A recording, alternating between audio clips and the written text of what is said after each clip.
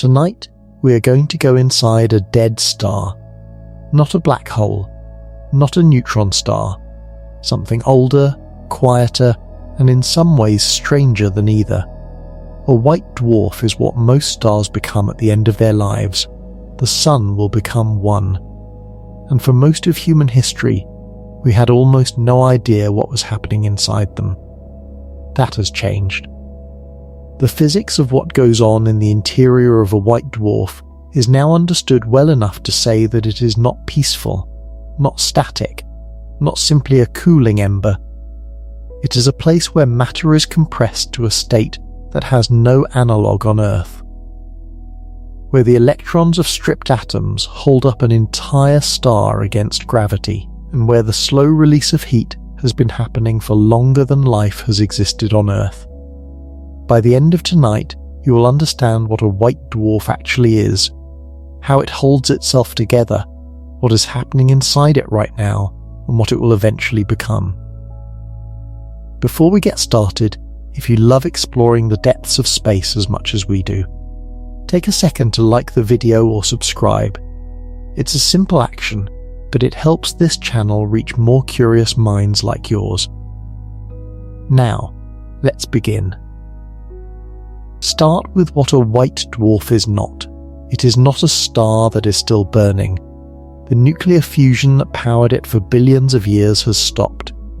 The hydrogen burning that made it shine is over. The helium burning that followed is over. For most white dwarfs, every fusion process that the star was capable of has run its course, and the energy source that sustained it is gone. It is not collapsing. A white dwarf is not in the process of falling inward. It is in equilibrium. It is held up. The question is what holds it up, because gravity has not stopped pulling. And without nuclear burning to push back, something else has to do the job. It is also not simply cooling down. That description is technically accurate, but deeply incomplete. A cooling white dwarf is doing something far stranger than the word cooling implies, and the mechanism by which it cools, and what it eventually becomes after cooling, are some of the most counterintuitive things in stellar physics. What a white dwarf actually is, in physical terms, is a stellar corpse approximately the size of Earth, containing roughly half the mass of the Sun, composed almost entirely of carbon and oxygen ions, and supported against gravity not by any form of energy generation, but by a quantum mechanical pressure that has nothing to do with heat. That quantum mechanical pressure is the key to everything that happens inside a white dwarf. It is what keeps it from collapsing. It is why it cannot cool and fall inward the way a normal cooling object would. It is why the interior goes through physical transformations that have no analogue in ordinary matter, and understanding it requires going back to some basic physics that most people learned in a simplified form and then never revisited. First, let us establish what we are actually describing. The Sun has been burning hydrogen in its core for about 5 billion years. It will burn hydrogen for another 5 billion or so. When the hydrogen in the core runs out, the Sun will change dramatically, expanding into a red giant star many times its current size, eventually ejecting its outer layers and leaving behind the dense remnant at its centre. That remnant is the white dwarf. It contains most of the mass of the original star's core, compressed into a volume roughly the size of Earth. A teaspoon of white dwarf material, if you could somehow extract it and place it on a scale on Earth, would weigh roughly several tons. The entire mass of the Sun, compressed to the size of Earth, gives you some sense of what that density means. White dwarf material is about 1 million times denser than water. There is no material on Earth that remotely approaches it. When you compress matter, something eventually has to give. On ordinary human scales, compression is straightforward. You push a gas into a smaller volume, the molecules collide more often, the pressure increases, the temperature rises. This is the thermodynamics of ideal gases, and it works well for everything we encounter in everyday experience. The resistance to compression comes from the thermal energy of the molecules, which is why compressing a gas heats it up, and why cooling a gas allows it to be compressed more easily. But matter has limits that thermal descriptions do not capture. At the atomic level, electrons occupy quantum states, discrete configurations defined by the laws of quantum mechanics, and quantum mechanics places hard rules on how those states can be arranged. Two electrons cannot occupy the same quantum state simultaneously. This is the Pauli exclusion principle, one of the foundational rules of quantum mechanics, discovered by the Austrian physicist Wolfgang Pauli in 1925, and published in a paper that established it as a fundamental law of nature. It applies to all particles that belong to the class called fermions, which includes electrons, protons, and neutrons. The word principle in the name is not modesty. It is a statement that this rule has no derivation from something more fundamental. It is simply a fact about how quantum mechanics works, confirmed by every experiment that has ever tested it, with no known exceptions. Pauli himself was troubled by the lack of a deeper explanation. He later described it as one of the most fundamental puzzles of his career, a rule he knew to be true, but could not fully explain from first principles. Under ordinary conditions, the Pauli exclusion principle is not the dominant force governing how matter behaves. Atoms are mostly empty space, and electrons in ordinary materials are spread out enough that the exclusion principle is operating quietly in the background, determining atomic structure and chemical properties, preventing electrons from all collapsing into the lowest atomic orbital. But it does not provide any significant resistance to compression on the scale of everyday objects. At the densities inside a white dwarf, everything changes. A white dwarf is so dense that a teaspoon of its material would weigh roughly several tons on Earth. At those densities, the atoms that make up the star are no longer intact as atoms in the ordinary sense. The electrons have been stripped from the nuclei by the intense heat and pressure of the original stellar interior. What remains is a plasma of bare atomic nuclei, mostly carbon and oxygen ions, swimming in a sea of free electrons. Those free electrons are packed so tightly together that the Pauli exclusion principle becomes the dominant fact of their existence. To understand what this means, it helps to understand what quantum states are and why electrons care about them. In quantum mechanics, electrons do not simply exist at a location in space. They occupy specific quantum states, each defined by a set of quantum numbers that describe the electron's energy, angular momentum, and spin. No two electrons can occupy exactly the same quantum state. This is the Pauli exclusion principle, a hard constraint from the fundamental physics of identical quantum particles. In ordinary matter, this constraint shapes the structure of atoms. Electrons fill atomic orbitals starting with the lowest energy, moving to higher energies when the lower ones are full. It is the Pauli exclusion principle that prevents all the electrons in an atom from collapsing into the lowest possible energy state, and that gives each element its characteristic electron configuration. At the densities inside a white dwarf, all the lowest available quantum states are occupied. The electrons have already filled every low energy slot. The only way to compress the electron gas further would be to force electrons into even higher energy states, and those higher energy electrons resist that compression. They push back. This resistance is electron degeneracy pressure.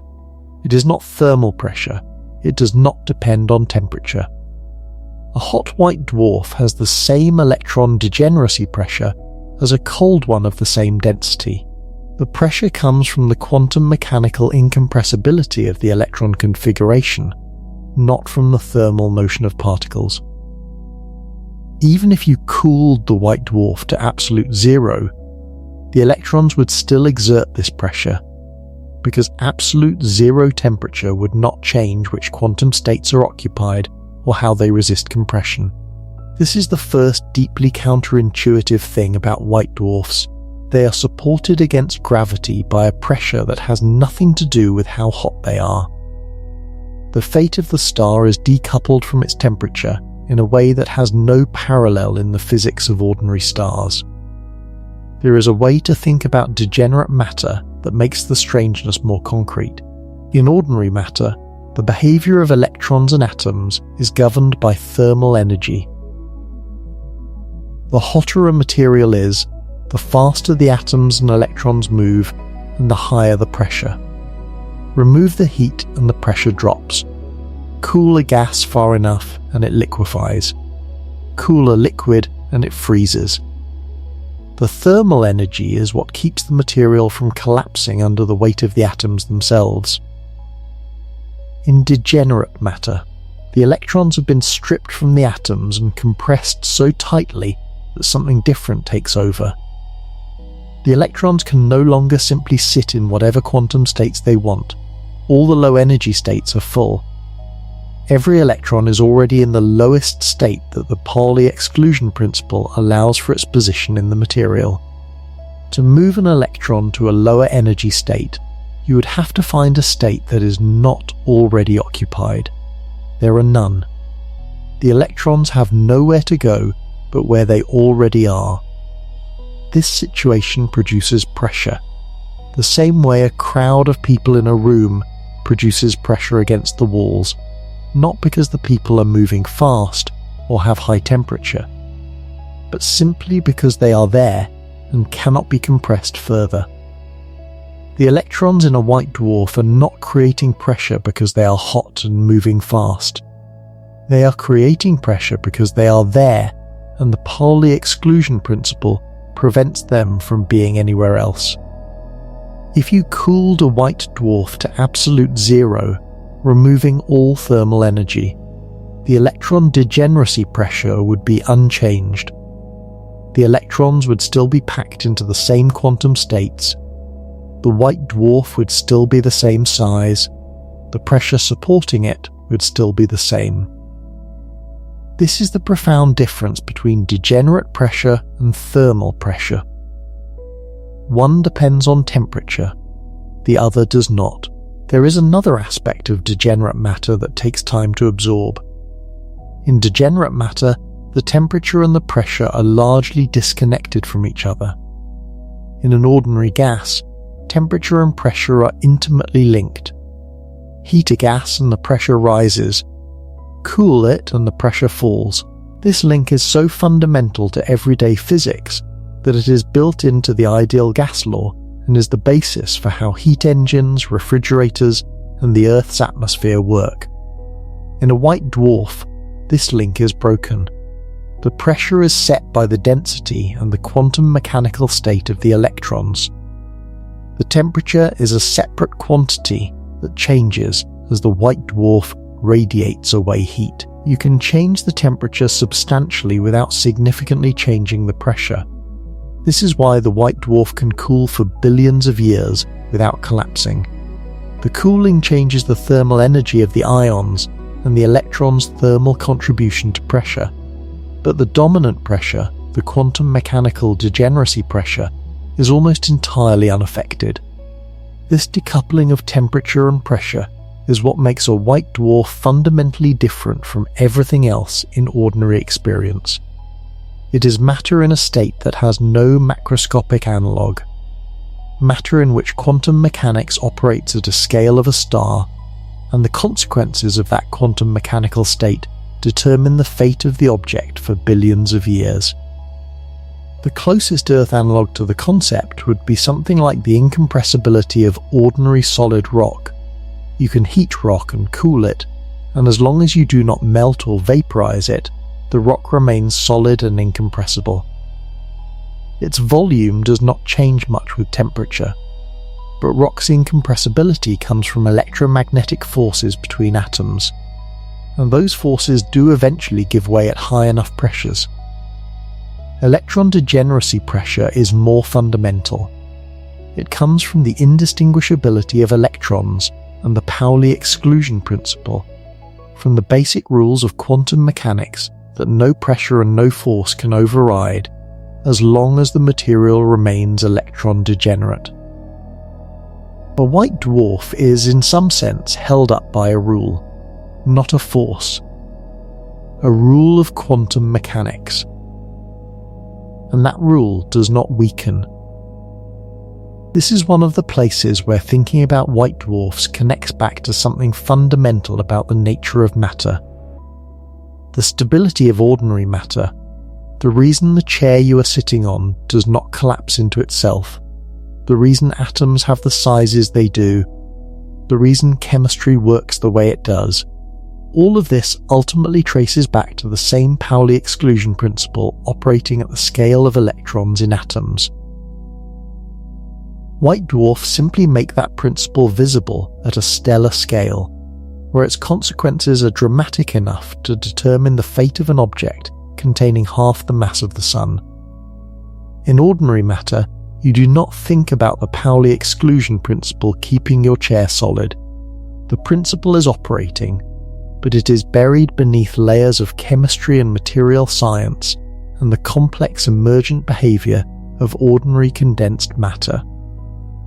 In a white dwarf, the principle is operating almost nakedly, stripped of the chemical complexity, acting directly at the level of the degenerate electron gas and determining directly the macroscopic properties of a stellar scale object.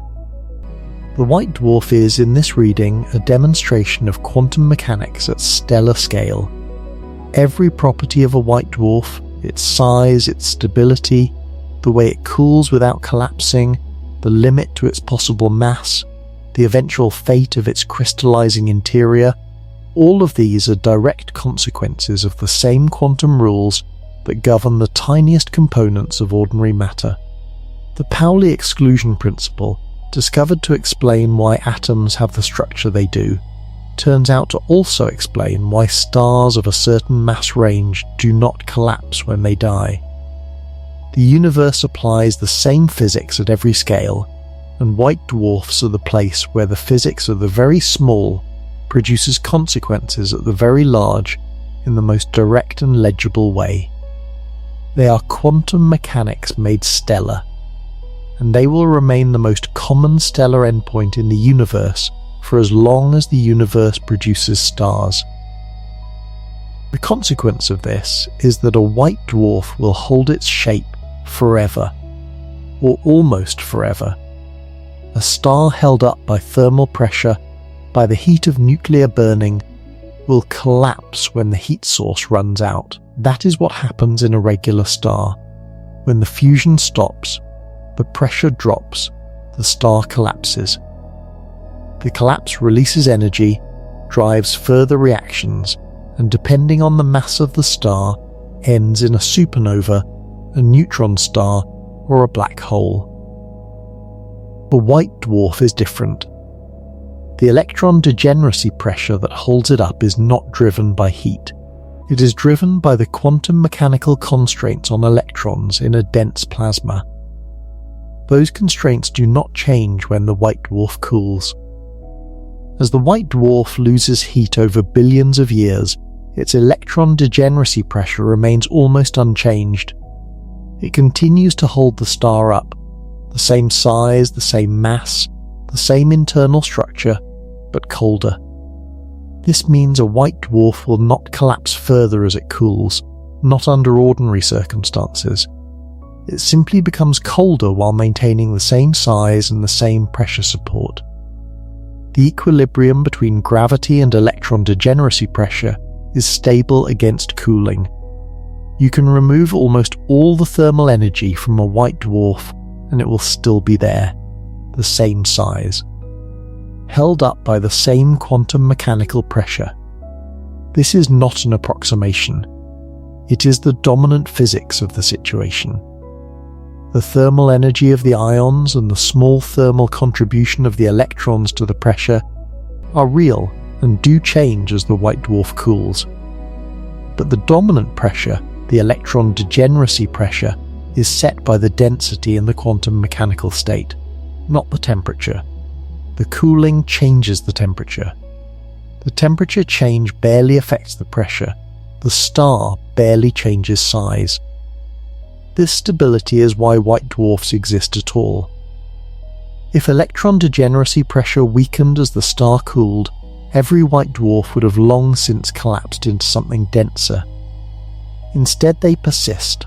All the cooling white dwarfs of all the stars that have ever died in the galaxy, still there, still held up, slowly releasing their internal heat over timescales almost incomprehensible in human terms. The distinction between a white dwarf and the more exotic compact objects, neutron stars and black holes, is a matter of which pressure support wins against gravity. In a white dwarf, electron degeneracy pressure is sufficient to hold the star up, as long as the mass is below the Chandrasekhar limit. In a neutron star, the electrons have been forced into the protons through inverse beta decay, converting them into neutrons, and the star is held up by neutron degeneracy pressure, the equivalent principle applied to neutrons. Neutron stars are denser than white dwarfs by many orders of magnitude. In a black hole, even neutron degeneracy pressure has been overwhelmed and the matter has collapsed inside its own event horizon. These three types of stellar remnant represent three stages in a sequence. First, the electrons give up their independence and are pushed into their most compressed degenerate state. Then the protons and electrons are forced together into neutrons, which are pushed into their most compressed degenerate state. And then even that is overwhelmed. White dwarfs are the first and least extreme stopping point on that sequence. This is why white dwarfs are described as dying stars. They are not exploding, not collapsing, not doing anything dramatic. They are cooling, very slowly, over timescales that exceed the current age of the universe. The Sun, in roughly 5 billion years, will become a white dwarf of roughly half its current mass, compressed to roughly Earth's size, glowing white hot from the energy of its recent formation. Over the following tens of billions of years, it will cool slowly, fading from white to yellow to orange to red to a faint infrared glow, and eventually to a cold, dark, inert ball of crystallized carbon and oxygen that emits no detectable light. Astronomers call this endpoint a black dwarf. It is the ultimate fate of the Sun and of most of the stars you can see in the night sky. No black dwarf currently exists in the universe. The universe is not old enough. The longest-lived white dwarfs formed near the beginning of cosmic time, roughly 13 billion years ago, and they have been cooling ever since. The coolest known white dwarfs have surface temperatures of only a few thousand degrees, far cooler than the Sun's surface temperature of around 5,500 degrees Celsius, and they are still far from dark. The universe must be many times its current age before the first black dwarf can form. We are living at a moment in cosmic history when white dwarfs are everywhere in the galaxy, but black dwarfs do not yet exist. Every dead star that cooled far enough to become a black dwarf would be invisible to us. We will never see one. And yet the end point is where almost every star in the sky is eventually heading. The interior of a white dwarf is layered. The deepest layer, the core, is a mixture of carbon and oxygen nuclei in the electron-degenerate plasma.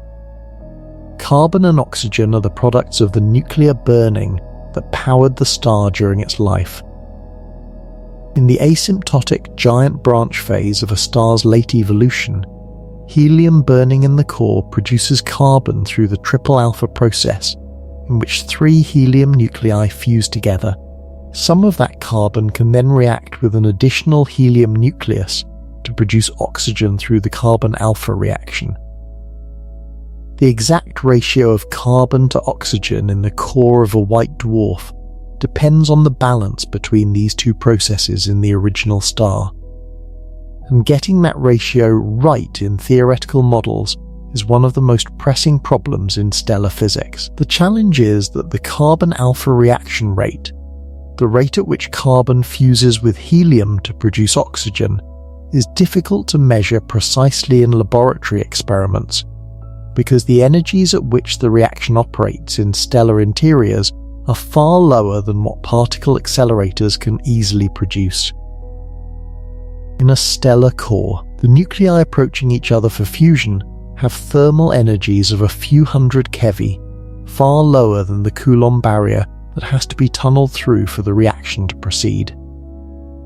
In laboratory conditions, measuring reaction rates at those energies directly would require particle fluxes and detector sensitivities that have not yet been achieved.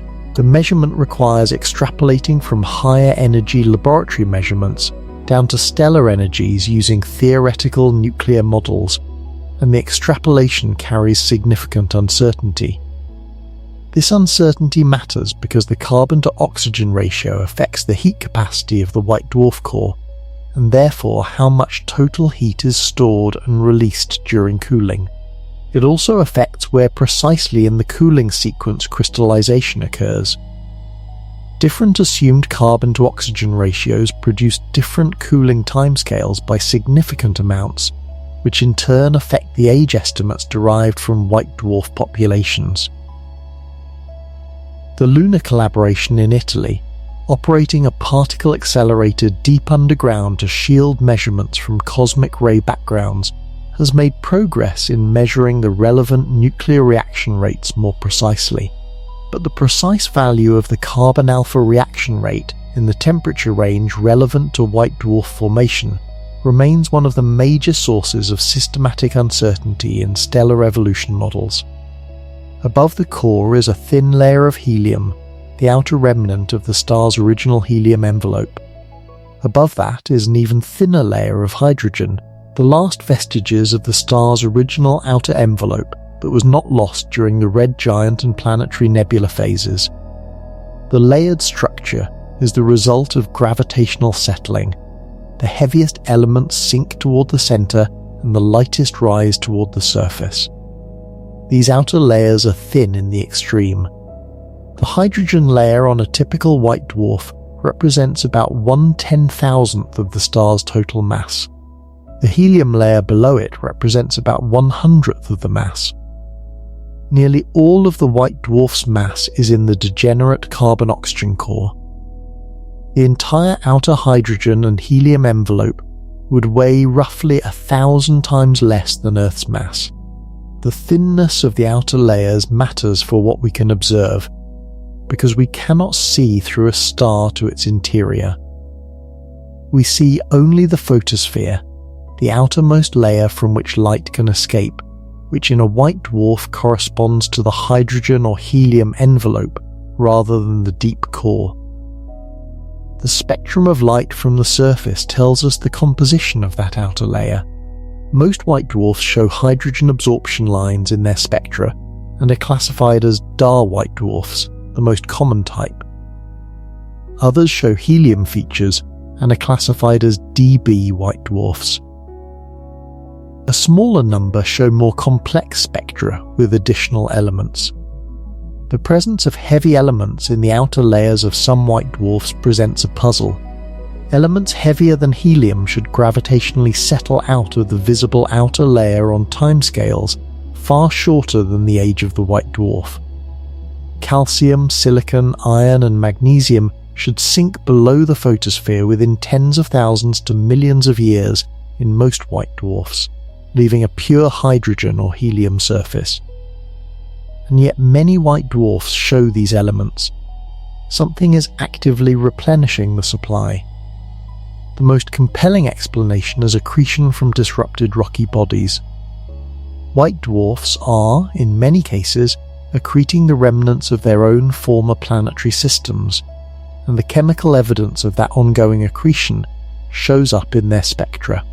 The crystallization of a white dwarf's core is one of the most striking things that happens during its cooling. As a white dwarf cools from its initial high temperature, the carbon and oxygen ions in its core lose thermal energy. At high temperatures, those ions are in a disordered liquid state, bouncing around freely in the electron sea.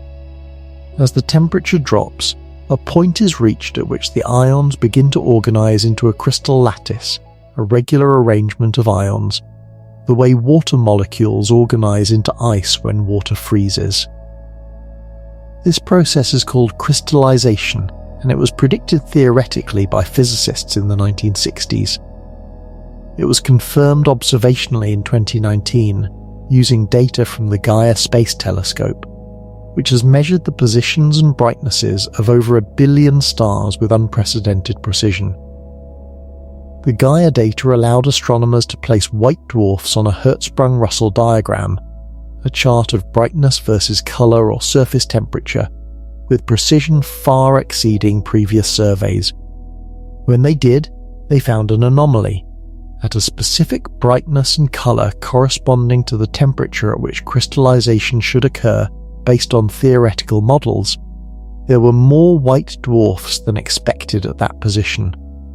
The white dwarfs were piling up, clustering at a certain stage in their cooling sequence rather than being distributed uniformly.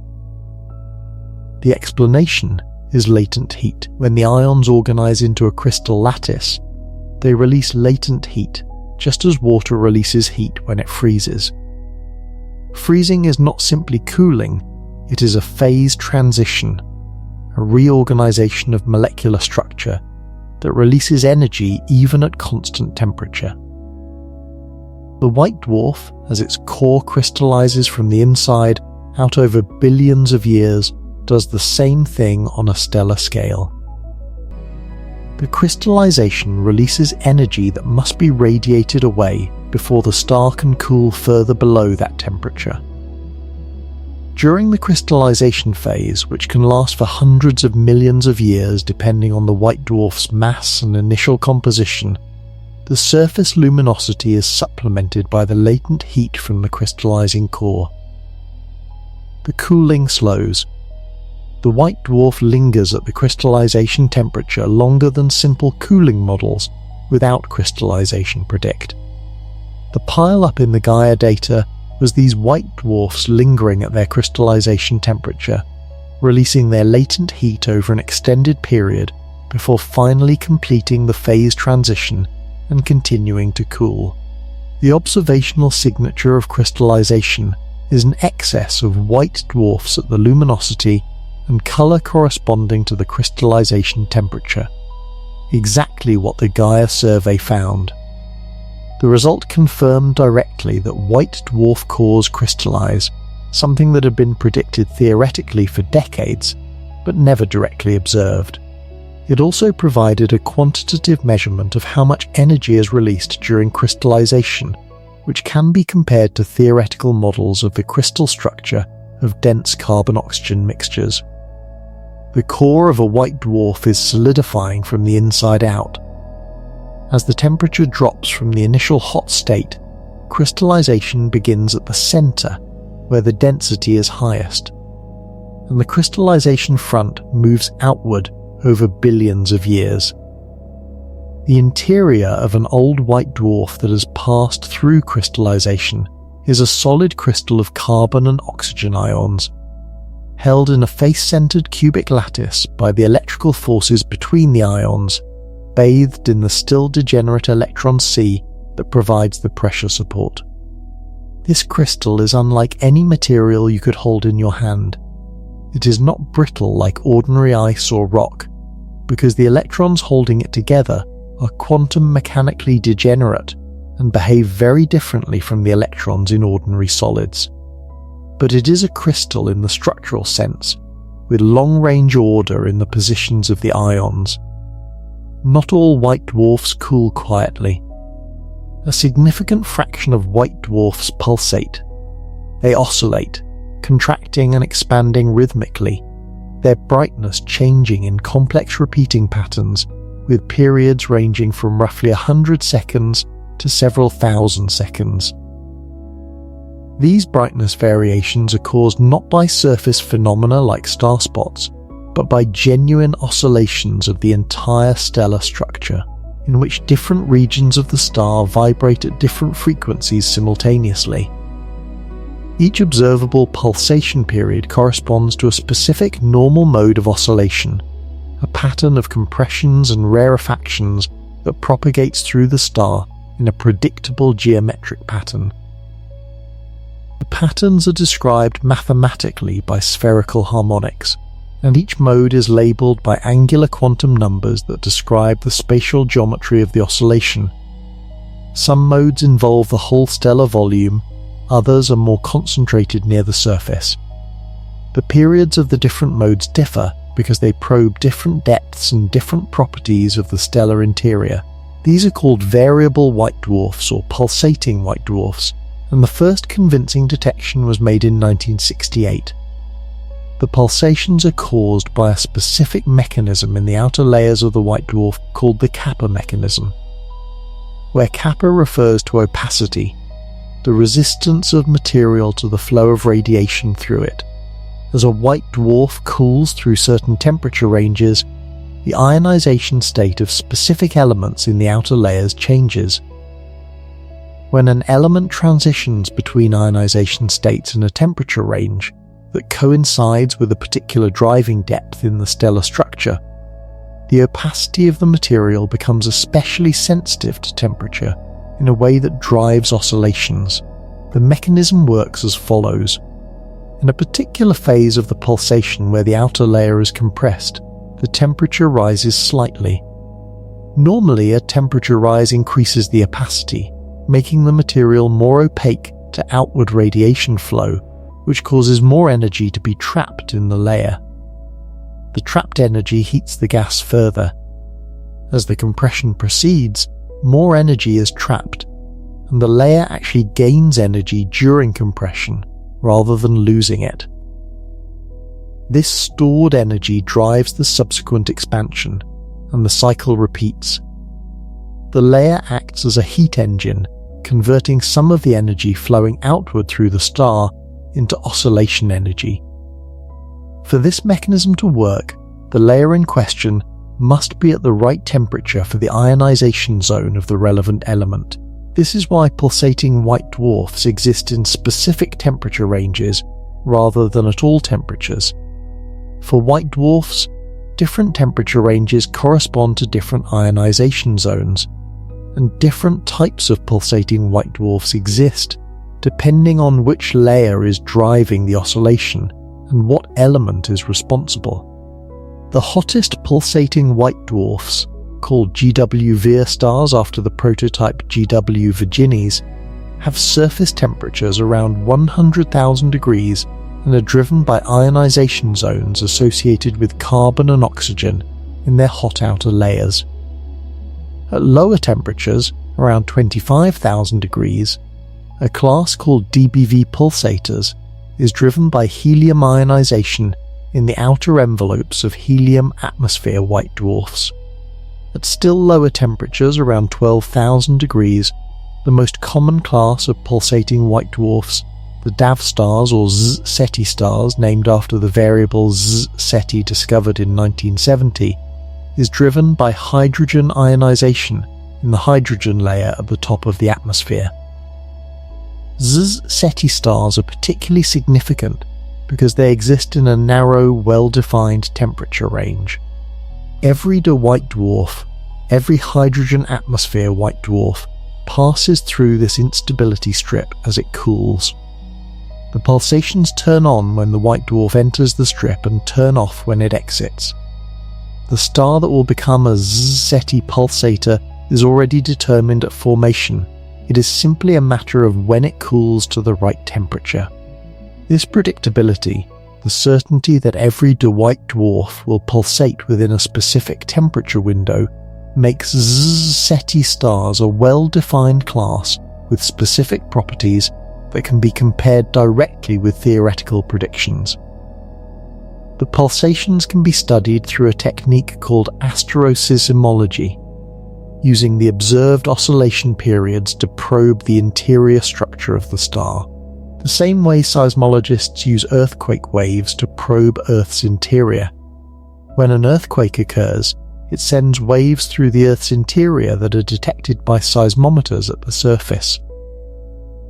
The way those waves travel depends on the density and composition of the material they pass through. By analysing the wave patterns, seismologists can map the structure of Earth's interior, including the core, the mantle, and the crust. Asteroseismology does the same thing with stellar interiors using pulsation waves instead of earthquake waves. The pulsations of a white dwarf travel through the star, and different pulsation modes probe different depths. Some modes are confined to the outer layers. Others penetrate to the composition transition zone between hydrogen and helium layers. Some propagate into the degenerate core. The periods of these modes depend on the sound speed in the material through which they travel, which in turn depends on the density and composition at each depth. By measuring the complete set of pulsation periods in a pulsating white dwarf and comparing them to theoretical models with different internal structures, astroseismologists can constrain the mass of the hydrogen layer, the thickness of the helium layer, the temperature profile of the interior, and in some cases, the properties of the deep degenerate core. Asteroseismology of pulsating white dwarfs has become one of the primary methods for testing models of white dwarf interiors and for measuring properties that cannot be accessed any other way. The crystallization process and the pulsations of white dwarfs are separated in time by billions of years in most cases, but a subset of white dwarfs have been found to exhibit a behavior that connects these two phenomena in a specific way. As crystallization proceeds from the center outward, the release of latent heat and the change in the chemical composition profile of the core can affect the pulsation behavior of white dwarfs that are still in or near the pulsation instability strip. The boundary between the crystallized core and the liquid outer layers is a sharp compositional discontinuity that can reflect pulsation waves, adding additional complexity to the observed pulsation spectrum. Models predict that crystallization can cause specific changes in the observed pulsation periods, and searching for those signatures in the pulsation data of appropriate white dwarfs is one of the techniques used to study the crystallization process directly. The Kepler Space Telescope, before its primary mission ended in 2018, observed many white dwarfs in its continuous photometric monitoring campaigns, capturing pulsation periods with high precision. Some of these datasets have been analysed for signatures of crystallization. The ongoing TESS mission has continued this work, with the advantage of covering a larger fraction of the sky and allowing study of more white dwarf pulsators. Beyond crystallization, a more exotic process has been proposed for the very coldest and oldest white dwarfs. As the carbon-oxygen lattice cools toward the lowest temperatures, it has been suggested that carbon and oxygen might separate in the lattice, with oxygen ions preferentially sinking toward the center and carbon ions rising. This process is called phase separation, by analogy with the phase separation that occurs in mixtures of different liquids that separate into layers when they solidify. The physics behind it is straightforward in principle. Oxygen is heavier than carbon. In the dense, degenerate interior of a white dwarf, gravity is strong enough to cause small differences in ion mass to produce significant differences in settling behavior. As the crystal lattice forms, if oxygen ions can preferentially settle toward lower gravitational potential energy while carbon ions are pushed outward, the process releases gravitational potential energy as heat, slowing the cooling further. The magnitude of the effect depends on the specific thermodynamics of carbon-oxygen mixtures in the degenerate crystallizing environment, which is different from any mixture studied in laboratory conditions. Theoretical calculations suggest the effect could be significant, potentially adding 1 billion or more years to the estimated ages of the oldest white dwarfs if phase separation contributes substantially to their heat budget. The uncertainty in these calculations is significant, and the confirmation or refutation of phase separation at the required level is one of the goals of ongoing observational and theoretical work on white dwarf cooling. Phase separation in white dwarfs has not been directly confirmed. The indirect evidence comes from comparing observed cooling sequences in old stellar populations to theoretical models, and finding that the models that include phase separation better match the observations than those without it. But the difference is subtle enough that other explanations cannot yet be definitively ruled out. The ages of the oldest white dwarfs, which are used as cosmic clocks to estimate the age of old stellar populations, are sensitive to how much extra energy is provided by crystallization and potential phase separation. An age derived from a white dwarf cooling sequence is only as accurate as the cooling model used to derive it. Getting the physics right, including the latent heat of crystallization, the potential energy release from phase separation, and the composition of the core, is essential for deriving reliable ages. The oldest white dwarfs are among the oldest objects in the galaxy, formed when the galaxy was young and still forming its first generations of stars. Reading the age from their temperature is one of the most direct ways of measuring how long star formation in the galaxy has been proceeding. Reading those clocks accurately requires understanding what goes on inside them at the deepest level. The surface of a white dwarf is not quiet either. White dwarfs with strong magnetic fields present a rich set of observable phenomena. A significant fraction of white dwarfs have fields strong enough to measurably affect their spectra, and the surface physics of those white dwarfs is fundamentally different from non-magnetic white dwarfs. The discovery of magnetic white dwarfs came from spectroscopic studies in the 1970s, showing that some white dwarfs had spectral features that did not match the standard hydrogen or helium absorption lines at their expected positions. The first clearly identified magnetic white dwarf, Gaia W+ 708247, had a spectrum so unusual that it defied interpretation for years after it was first observed. The spectral features did not match any known element in any known configuration. It was not until 1970, when the theoretical framework for atomic structure in megagauss magnetic fields was developed, that the spectrum could be identified as hydrogen in a field of several 100 million Gauss. The features were present, but displaced in wavelength, sometimes split into multiple components. The displacements and splittings were eventually identified as the signatures of strong magnetic fields acting on the atomic energy levels of the photospheric gas. The effect of a magnetic field on atomic energy levels is called the Zeeman effect, discovered by the Dutch physicist Pieter Zeeman in 1896. In the presence of a magnetic field, the energy levels of electrons in atoms are split, with the magnitude of the splitting proportional to the field strength. This splitting produces multiple absorption lines where a single line would appear without a field, or shifts the line positions in ways that depend on the orientation of the field relative to the line of sight. By measuring the splitting or displacement of spectral lines in a white dwarf spectrum, the strength and in some cases the geometry of the magnetic field can be determined.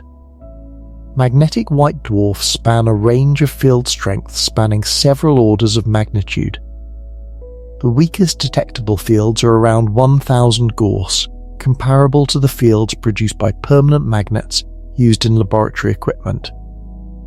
The strongest known magnetic white dwarf fields exceed 1 billion Gauss. For comparison, Earth's surface magnetic field averages around half a Gauss. The fields of the most strongly magnetized white dwarfs are more than 1 billion times stronger than Earth's.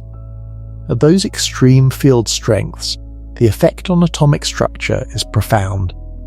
The magnetic field itself defines a preferred direction in space. and the quantum states of electrons in atoms are reorganized by the field. At field strengths above roughly 10 million Gauss, the cyclotron radius of an electron, the radius of the circular orbit an electron traces around a magnetic field line, becomes comparable to the size of the hydrogen atom. In this regime, the normal atomic physics formulas break down and must be replaced by calculations that treat the magnetic field as a fundamental part of the atomic structure rather than a perturbation. The hydrogen atom in a billion Gauss field looks nothing like the hydrogen atom in zero field. The atomic orbitals are elongated along the field direction, and the energy levels are completely reorganized. This profound change in atomic structure means that the spectra of the most strongly magnetized white dwarfs are not simply shifted versions of normal hydrogen or helium spectra. They are qualitatively different, and identifying the absorption features and matching them to known atomic transitions requires sophisticated quantum mechanical calculations done specifically for high-field regimes. The origin of the strong magnetic fields in magnetic white dwarfs is not fully settled. The leading possibilities include magnetic field inheritance and amplification from the original star, magnetic field generation by dynamo processes during convective phases of white dwarf cooling, and magnetic field generation during white dwarf mergers. Different magnetic white dwarfs may have achieved their fields through different pathways, and identifying which pathway applies to which object is an ongoing area of research that combines observational measurements of field strength distributions, rotation rates, and binary populations with theoretical models of field generation and evolution. The history of how white dwarfs were understood is partly a history of how instruments improved. The first white dwarf was identified through spectroscopy in 1910, when the American astronomer Henry Norris Russell was compiling data on the relationship between spectral type and luminosity. He noticed that the companion to the bright star 40 Eridani had spectral properties indicating a surface temperature in the same range as blue-white stars, which should make it intrinsically luminous. But the star's parallax, its measured distance, showed it was too close to be as bright as such a temperature would imply. It was far less luminous than expected for a star of that surface temperature. The only way to reconcile high surface temperature with low total luminosity is small size. Surface temperature determines how much energy is radiated per square meter of surface area. Total luminosity is surface area multiplied by that rate. If the total luminosity is low while the rate per square meter is high, the surface area must be small. The star would have to be much smaller than ordinary stars. Russell recognized the implication, but reportedly dismissed it initially as physically impossible. No known physical mechanism could support a star with stellar mass compressed to such a small volume. The object, now called 40 Eridani b, was the first white dwarf identified through its unusual properties, though it took more than a decade for the physical explanation of its existence to emerge. The explanation came from the application of the newly developed quantum mechanics to the problem of stellar structure by the British astrophysicist Ralph Fowler in 1926, who showed that electron degeneracy pressure could support such a dense object. For much of the early 20th century, white dwarfs were observed primarily through their optical spectra. The spectrum of a star, the rainbow of light spread by wavelength, carries information about the temperature, composition, surface gravity, and radial velocity of the star's outer layers. Each element in the atmosphere absorbs light at specific wavelengths determined by quantum mechanical energy levels, producing dark absorption lines in the spectrum at those positions. The pattern of lines identifies the elements present. The widths of the lines carry information about the pressure and gravity at the photosphere. because high pressure broadens spectral lines through collisions between atoms. White dwarfs, with their extreme surface gravity and high photospheric pressure, have characteristically broad spectral lines that distinguish them from lower gravity objects at the same surface temperature. For white dwarfs, the gravity at the surface is so high that the pressure broadening of spectral lines is measurably different from that of ordinary stars.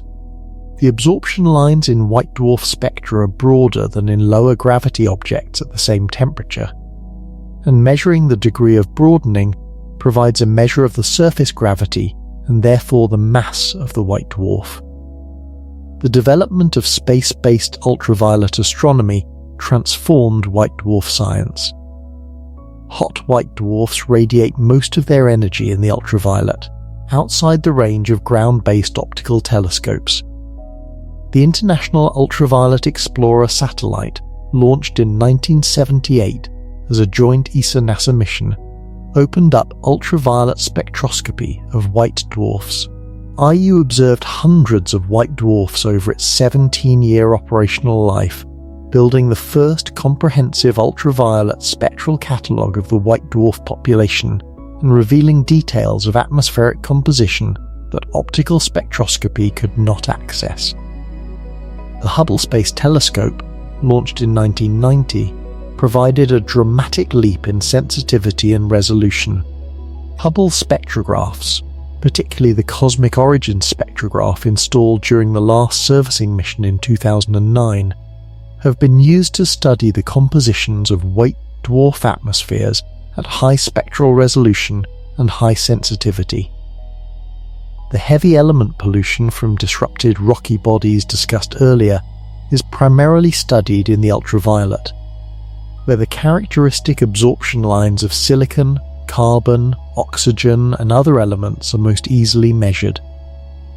Hubble observations have also provided precise measurements of white dwarf temperatures, radii, and masses through detailed spectral fitting in systems where binary orbital parameters give independent mass constraints. X-ray observatories have added another dimension to white dwarf science. The hottest white dwarfs, those newly formed from their planetary nebula phase and still glowing at temperatures above 50 to 100,000 degrees, emit significantly in the soft X-ray band, at wavelengths even shorter than ultraviolet. The Rosette X-ray satellite in the 1990s identified a large population of hot white dwarfs through their X-ray emission, including many that would not have been recognized as white dwarfs from optical surveys alone, because they were too hot to show the characteristic absorption features of hydrogen or helium in the optical range.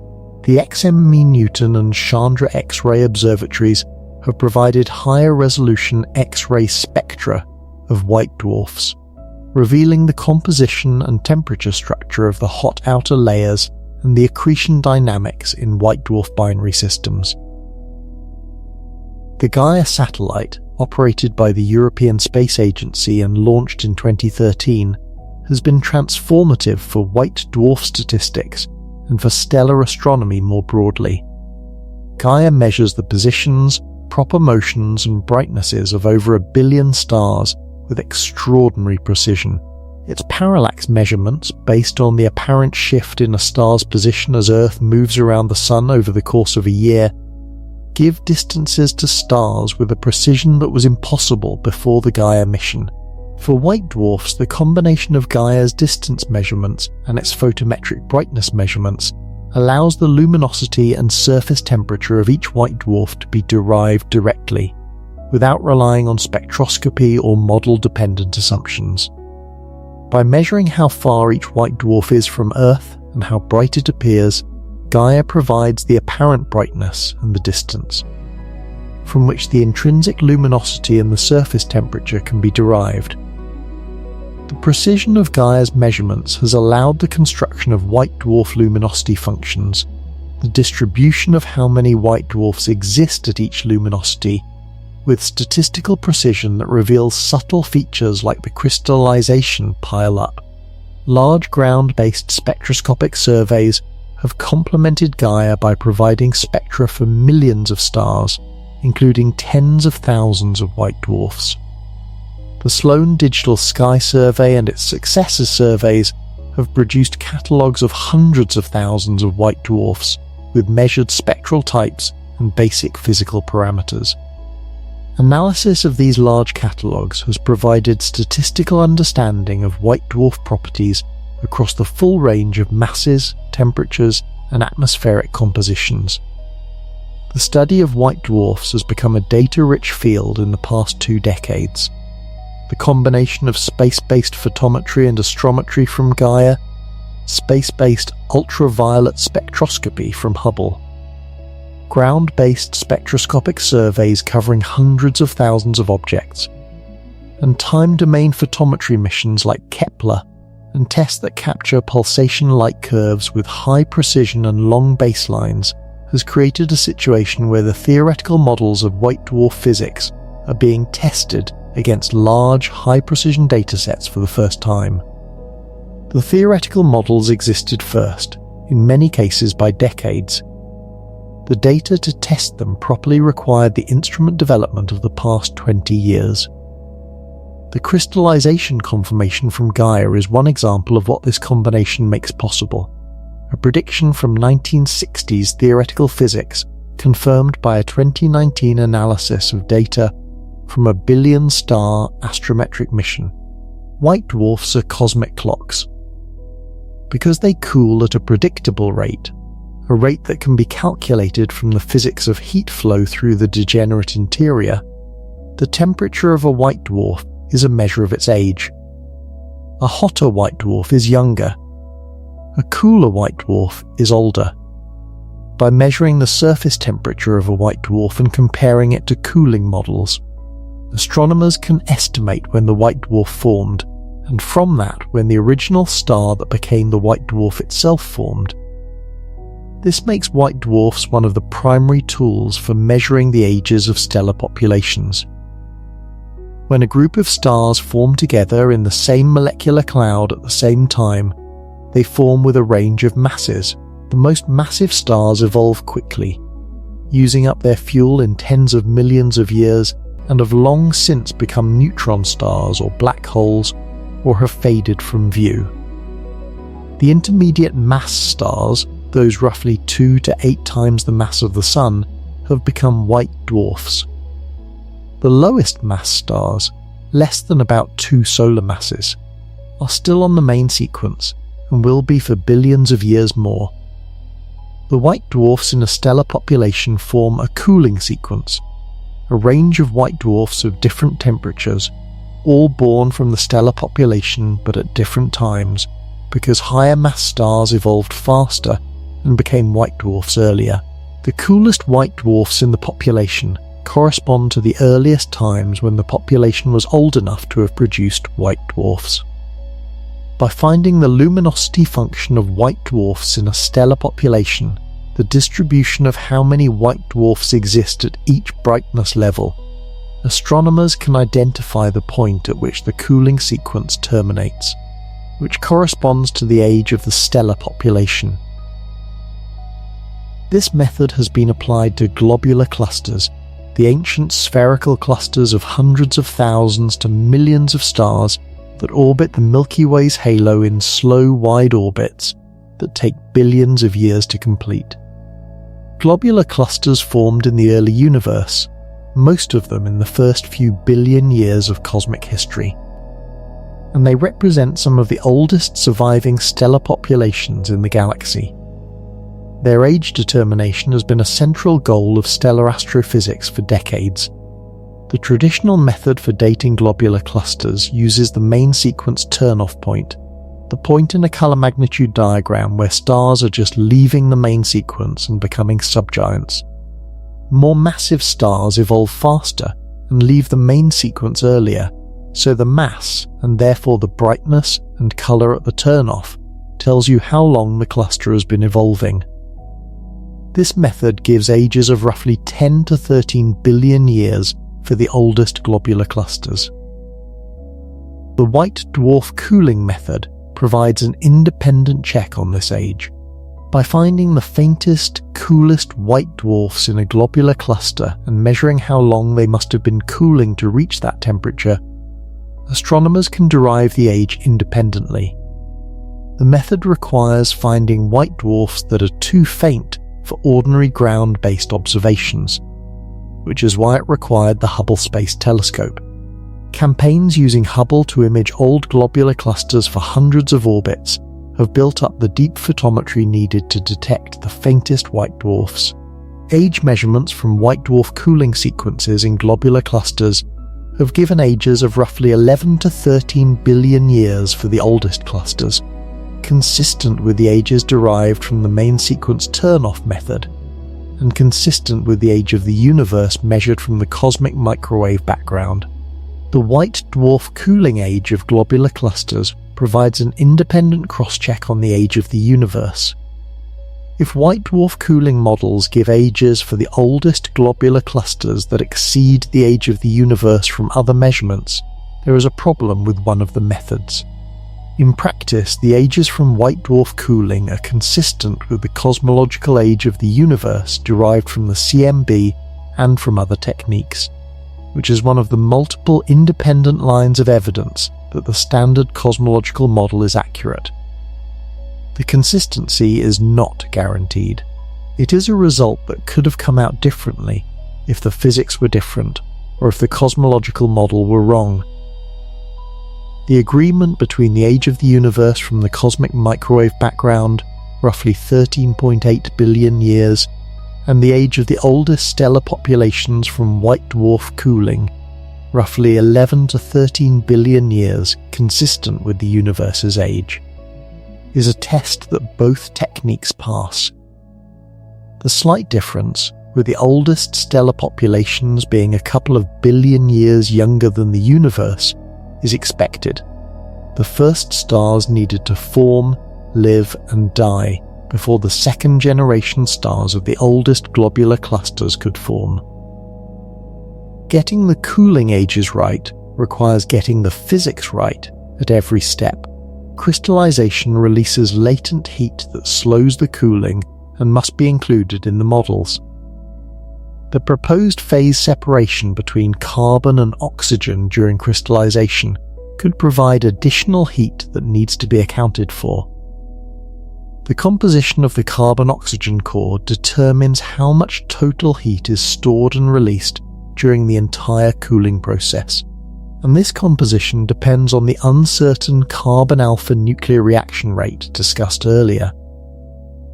The thickness of the hydrogen and helium outer layers determines how efficiently heat flows from the hot interior to the surface and into space, and this depends on the mass loss history of the original star during the red giant and planetary nebula phases. Each uncertainty in the input physics propagates into an uncertainty in the derived age. The systematic uncertainties in white dwarf cooling ages are the subject of ongoing work in theoretical stellar physics, nuclear astrophysics, and observational astronomy, all contributing to a more precise calibration of the cosmic timeline. The white dwarf luminosity function of the solar neighbourhood, the local population of white dwarfs within a few hundred light-years of the Sun, also carries a signal. At the faint end of the luminosity function, where the oldest and coolest white dwarfs sit, the function cuts off because the oldest white dwarfs formed when the disk of the Milky Way was young and have been cooling since then. The age of the galactic disk, the flat structure containing the Sun and most of the galaxy's young stars, can be estimated from the cut-off luminosity of the white dwarf luminosity function. This estimate gives an age for the Milky Way's disk of roughly 8 to 10 billion years, consistent with other estimates from stellar population studies. The white dwarfs of the oldest stellar populations are not simply dying stars. They are the most ancient measuring devices we have for reading the history of the galaxy, and the reading continues to be refined as surveys reach fainter and more distant populations. What would a white dwarf look like if you could approach it? Not from Earth, where it appears as a faint point of light. From close range, from a distance at which it filled a significant portion of the sky, a typical white dwarf with a surface temperature around 10,000 to 15,000 degrees Celsius would appear blue-white in colour, radiating most intensely in the ultraviolet, but with significant visible output. It would be far more brilliant by surface area than the Sun, because its surface temperature is higher, and hotter surfaces radiate more energy per square metre by the fourth power of temperature. But it would be small. Approaching to the same distance that Earth orbits the Sun, you would see not the large disk that the Sun presents, but a much smaller, intensely bright point that still might be barely resolved as a tiny disk. The gravity at the surface of a white dwarf is roughly 100 to 300,000 times Earth's surface gravity. At those values, the concept of a surface atmosphere is redefined. In Earth's atmosphere, air molecules remain in the upper atmosphere because they are not moving fast enough to escape Earth's gravity, and even the fastest molecules are far below escape velocity. On a white dwarf, the gravity is so intense that even relatively light atoms like hydrogen are held to the surface extremely tightly. The escape velocity from a white dwarf's surface is a few % of the speed of light, far beyond what any atom or molecule can reach through thermal motion at the temperatures of a typical white dwarf atmosphere. This extreme gravity is responsible for the gravitational settling that creates the layered atmosphere. The settling happens because in a dense, high-gravity environment, the difference in weight between a heavy atom like iron and a light atom like hydrogen is enough to produce a significant pressure gradient that drives the heavier atom downward relative to the lighter one. The timescale for settling depends on the viscosity of the atmosphere, which in turn depends on temperature and composition. In a hot, luminous white dwarf, radiation pressure from the outward flowing radiation can partially oppose the settling, supporting some heavy elements against gravity for a longer time. But as the white dwarf cools and becomes less luminous, the radiation pressure decreases, the settling accelerates, and the outer layers become progressively cleaner, more dominated by the lightest available elements, hydrogen or helium. This is why the spectra of most white dwarfs are dominated by pure hydrogen or pure helium, rather than the complex mixture of elements that make up the interior. The surface appears clean not because the interior is clean, but because everything heavier has had billions of years to settle below the visible photosphere. The settling has been going on since the white dwarf formed, and after millions or billions of years, whatever heavy elements were initially in the outer layer have settled below the visible photosphere. The clean hydrogen or helium surface of a mature white dwarf is not a statement about its composition overall. It is a statement about how long gravity has had to sort the outer layers. A white dwarf with a strong magnetic field would present a more dramatic visual. The magnetic field, in the cases of the most strongly magnetized white dwarfs, would be orders of magnitude stronger than any magnetic field encountered in everyday life. The light emerging from such a surface would be strongly polarized, its plane of polarization determined by the orientation of the magnetic field lines. Spectral lines would be split and shifted by the field in patterns that depend on the field strength and geometry. The very appearance of the photosphere would be influenced by the field, with material preferentially flowing along field lines and creating an inhomogeneous surface. None of this is visible from the Earth's surface with ordinary telescopes. White dwarfs are small and most are distant, and the subtleties of their surface structure require space-based ultraviolet observations or the highest resolution ground-based spectroscopy to detect. But the physics is there, operating at the surface of every white dwarf in the galaxy, and the spectral fingerprints of that physics reach us across the light years in the form of specific patterns of absorption, emission and polarization that can be read by sufficiently sensitive instruments. The polarization signature of magnetic white dwarfs is particularly striking. In a strong magnetic field, the light emitted from the surface is circularly polarized, meaning the plane of its oscillation rotates as it propagates. Different orientations of the magnetic field relative to the line of sight produce different polarization patterns. Measuring the circular polarization of white dwarf light is one of the detection methods for magnetic white dwarfs, complementing the spectral line shifts and splittings that reveal the field's presence. Some of the most magnetic white dwarfs exhibit polarization fractions of several percent, levels far higher than almost anything observed in other astronomical contexts. Observing white dwarf polarization as the star rotates, tracking how the polarization fraction and angle change with the rotation period, allows the geometry of the magnetic field to be reconstructed, mapping the field distribution across the stellar surface. The combination of spectroscopic measurements of field strength and polarimetric measurements of field geometry is the most powerful approach to characterizing the magnetic structure of these unusual objects. The surface of a white dwarf, invisible in any direct imaging sense but readable through spectroscopy and polarimetry, is one of the most information-rich surfaces in astronomy.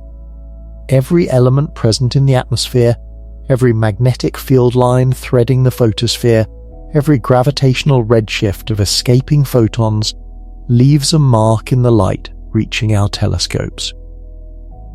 Reading those marks is how white dwarf science is done. A small fraction of white dwarfs in binary systems do not simply cool and crystallize. They accumulate material from their companion star, and that accumulated material can lead to one of the most energetic events in astronomy. When a white dwarf in a close binary system pulls hydrogen from a companion star, the hydrogen accumulates on its surface. As it accumulates, the pressure and temperature at the base of the accumulated layer increase. When they reach the thresholds needed for hydrogen fusion, the fusion ignites. Not gradually, not steadily, but explosively. Because the degenerate electron pressure does not respond to temperature the way ordinary gas pressure does.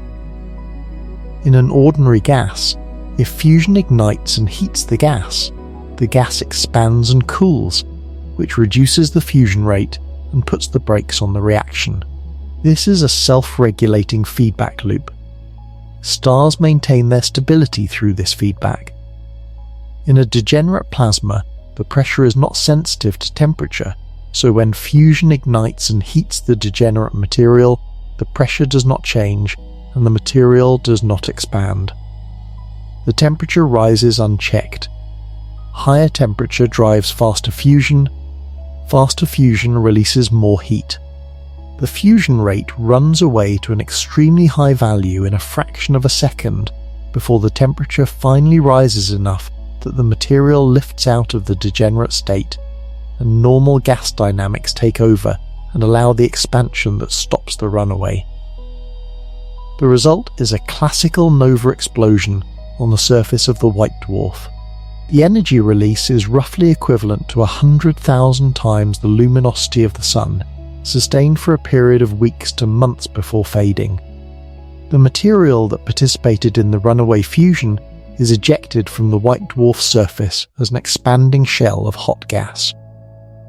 A nova is bright enough to be visible to the naked eye from Earth when it occurs in our galaxy, and throughout history such events have been recorded in astronomical records across cultures as new stars appearing in the sky.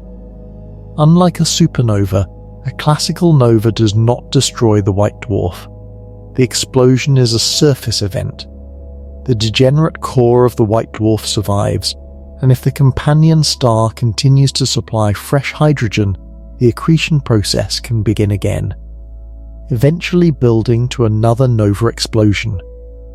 Some white dwarfs have been observed to nova multiple times, and a class called recurrent novae undergo eruptions on timescales of years to decades. The recurrent nova RS Ophiuchi has erupted in 1898, 1933, 1958, 1985, 2006, and 2021, with the eruptions producing shockwaves in the surrounding material that expand at thousands of kilometers per second and have been imaged at radio wavelengths. The recurrent nova system provides a window into the mass accretion process on a white dwarf over decade timescales. Between eruptions, the system can be observed in its quiescent accretion-dominated state, and the transition to outburst can be studied in detail with modern observatories that provide continuous monitoring across multiple wavelengths. Each outburst teaches something about the conditions needed to trigger the runaway fusion on the white dwarf's surface. Nova events have been observed extensively in our galaxy and in nearby galaxies, with dozens of novae detected each year throughout the local group. They allow detailed study of how hydrogen burns in the degenerate environment, how much material is ejected versus retained by the white dwarf, and what chemical yields the explosion produces. Whether a nova accumulates net mass on the white dwarf, gradually growing it toward the Chandrasekhar limit, or whether it ejects more than it accretes during each outburst, depends on the mass of the white dwarf and the accretion rate. For some systems, the white dwarf mass may be slowly growing, making them potential eventual Type 1 supernova progenitors. For others, the white dwarf mass is stable or declining. Determining which regime applies to which observed systems is an active area of research in binary stellar astrophysics. But there is a more extreme outcome possible when the accumulation of material on a white dwarf continues over longer timescales. A white dwarf cannot be arbitrarily massive.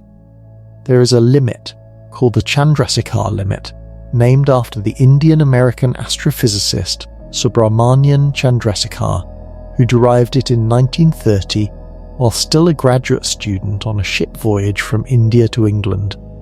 The limit is roughly 1.4 times the mass of the Sun.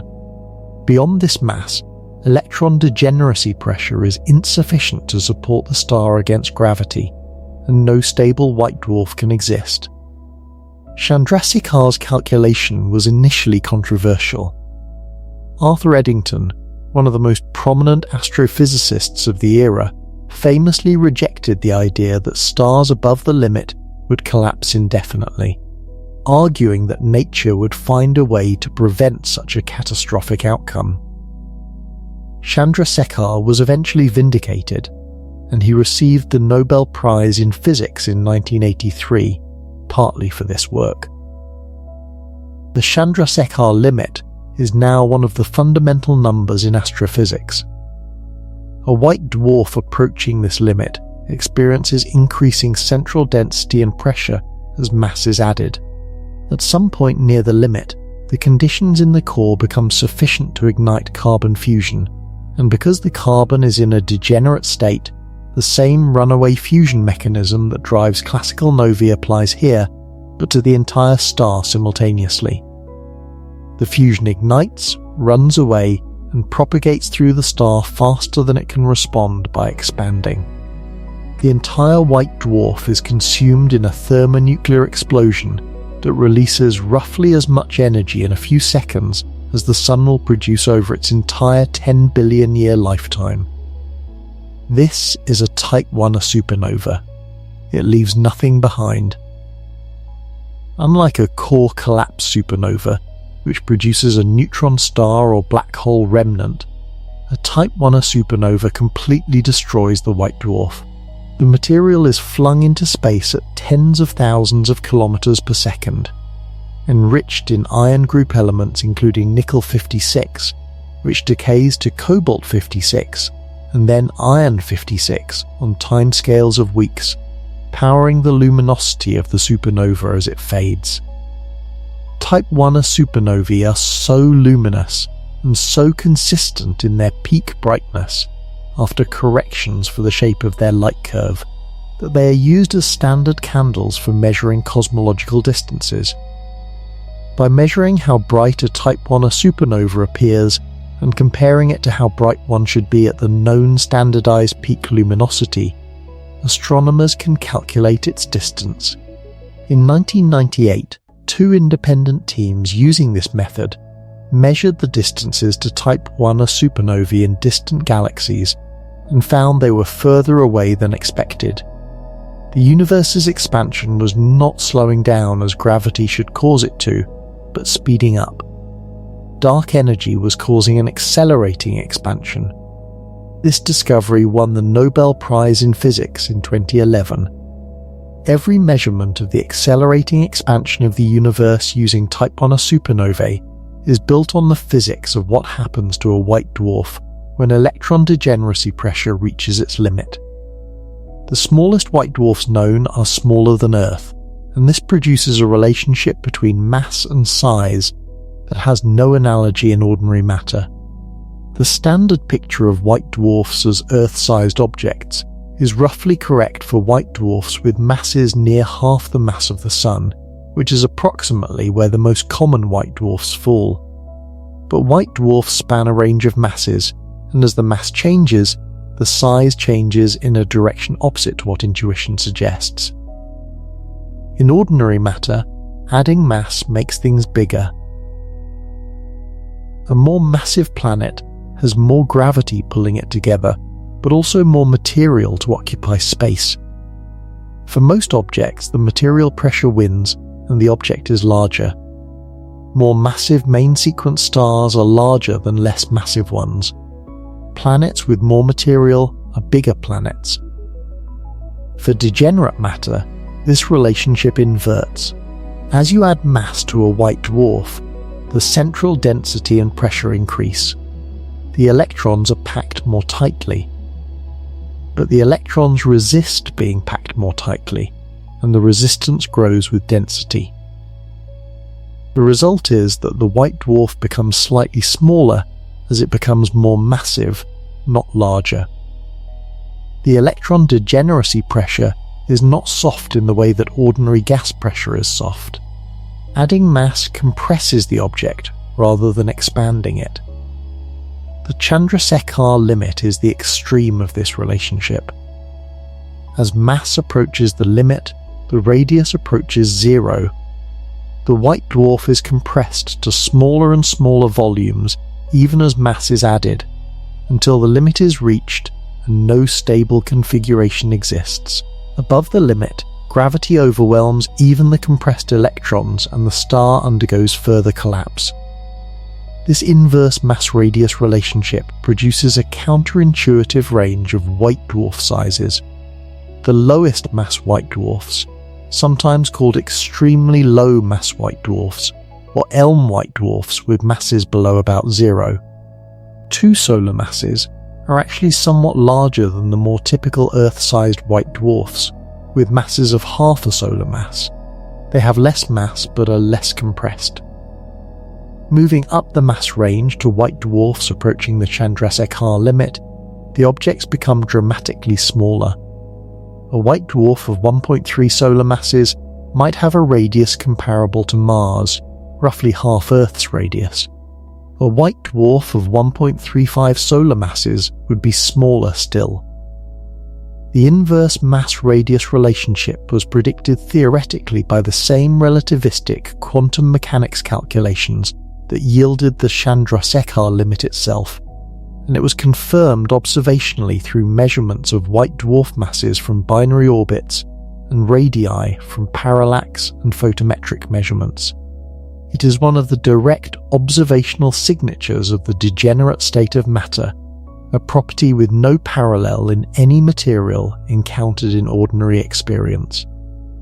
The elm white dwarfs present an additional puzzle that connects back to binary stellar evolution.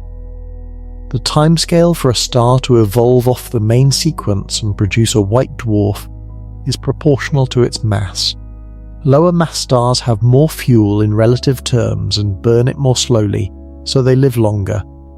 A star with a mass low enough to produce an Elm white dwarf through normal single-star evolution would still be on the main sequence, burning hydrogen, for far longer than the current age of the universe. No single star has had time to produce an Elm white dwarf through normal stellar evolution. Every Elm white dwarf must have lost mass through a different process. The most likely process is mass transfer in a binary system. If a star in a binary system is losing mass to its companion before it completes its nuclear burning, the stripped star can end up with a much lower mass than it would have had if it evolved in isolation. When the stripped star eventually completes what nuclear burning remains to it and becomes a white dwarf, it is a low-mass white dwarf, potentially an Elm white dwarf, as a result of the mass transfer rather than its initial mass. The companion that received the transferred mass may itself have become a white dwarf or a neutron star by the time the Elm white dwarf forms. Elm white dwarfs are found predominantly in binary systems, consistent with this formation history.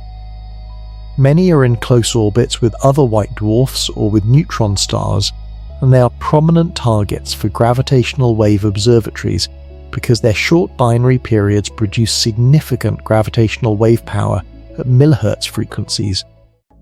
Some Elm white dwarf binaries have orbital periods of only a few minutes, the shortest orbital periods of any confirmed binary systems, and they are the loudest known continuous gravitational wave sources in the LISA frequency band.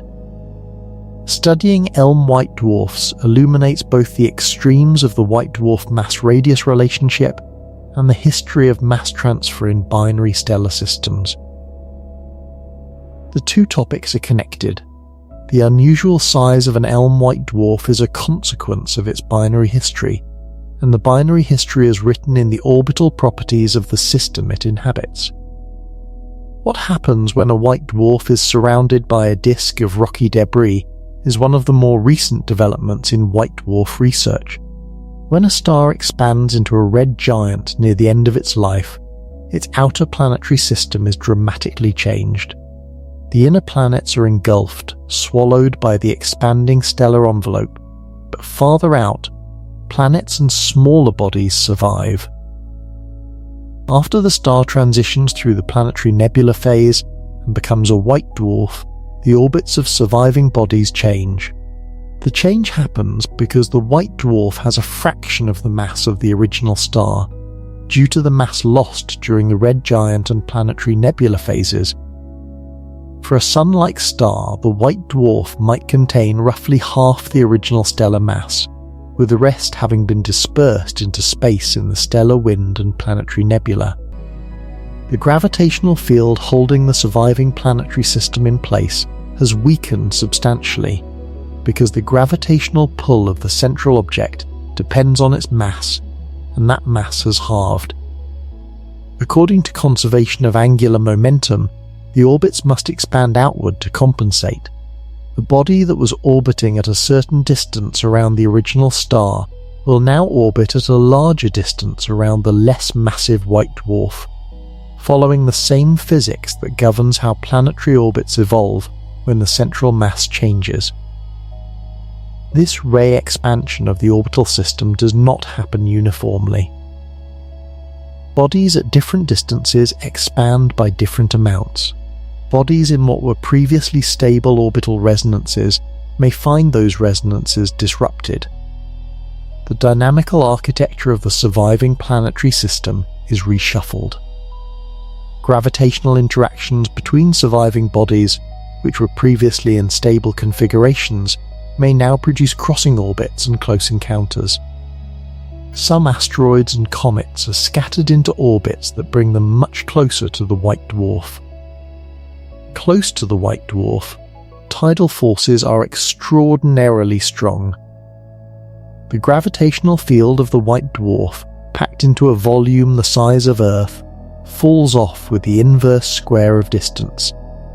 At small distances, the gradient of this field across a rocky body, the difference in the gravitational pull on the near side of the body versus the far side becomes enormous. The tidal force which stretches objects along the line toward the attracting body grows far beyond the internal strength of rock. When a small asteroid or planetesimal crosses the Roche radius of the white dwarf, the distance at which tidal disruption occurs, it is torn apart. The Roche radius for a rocky body orbiting a white dwarf is roughly comparable to the radius of the Sun, far inside the orbital distances of a normal planetary system, but accessible to scattered debris following elongated orbits.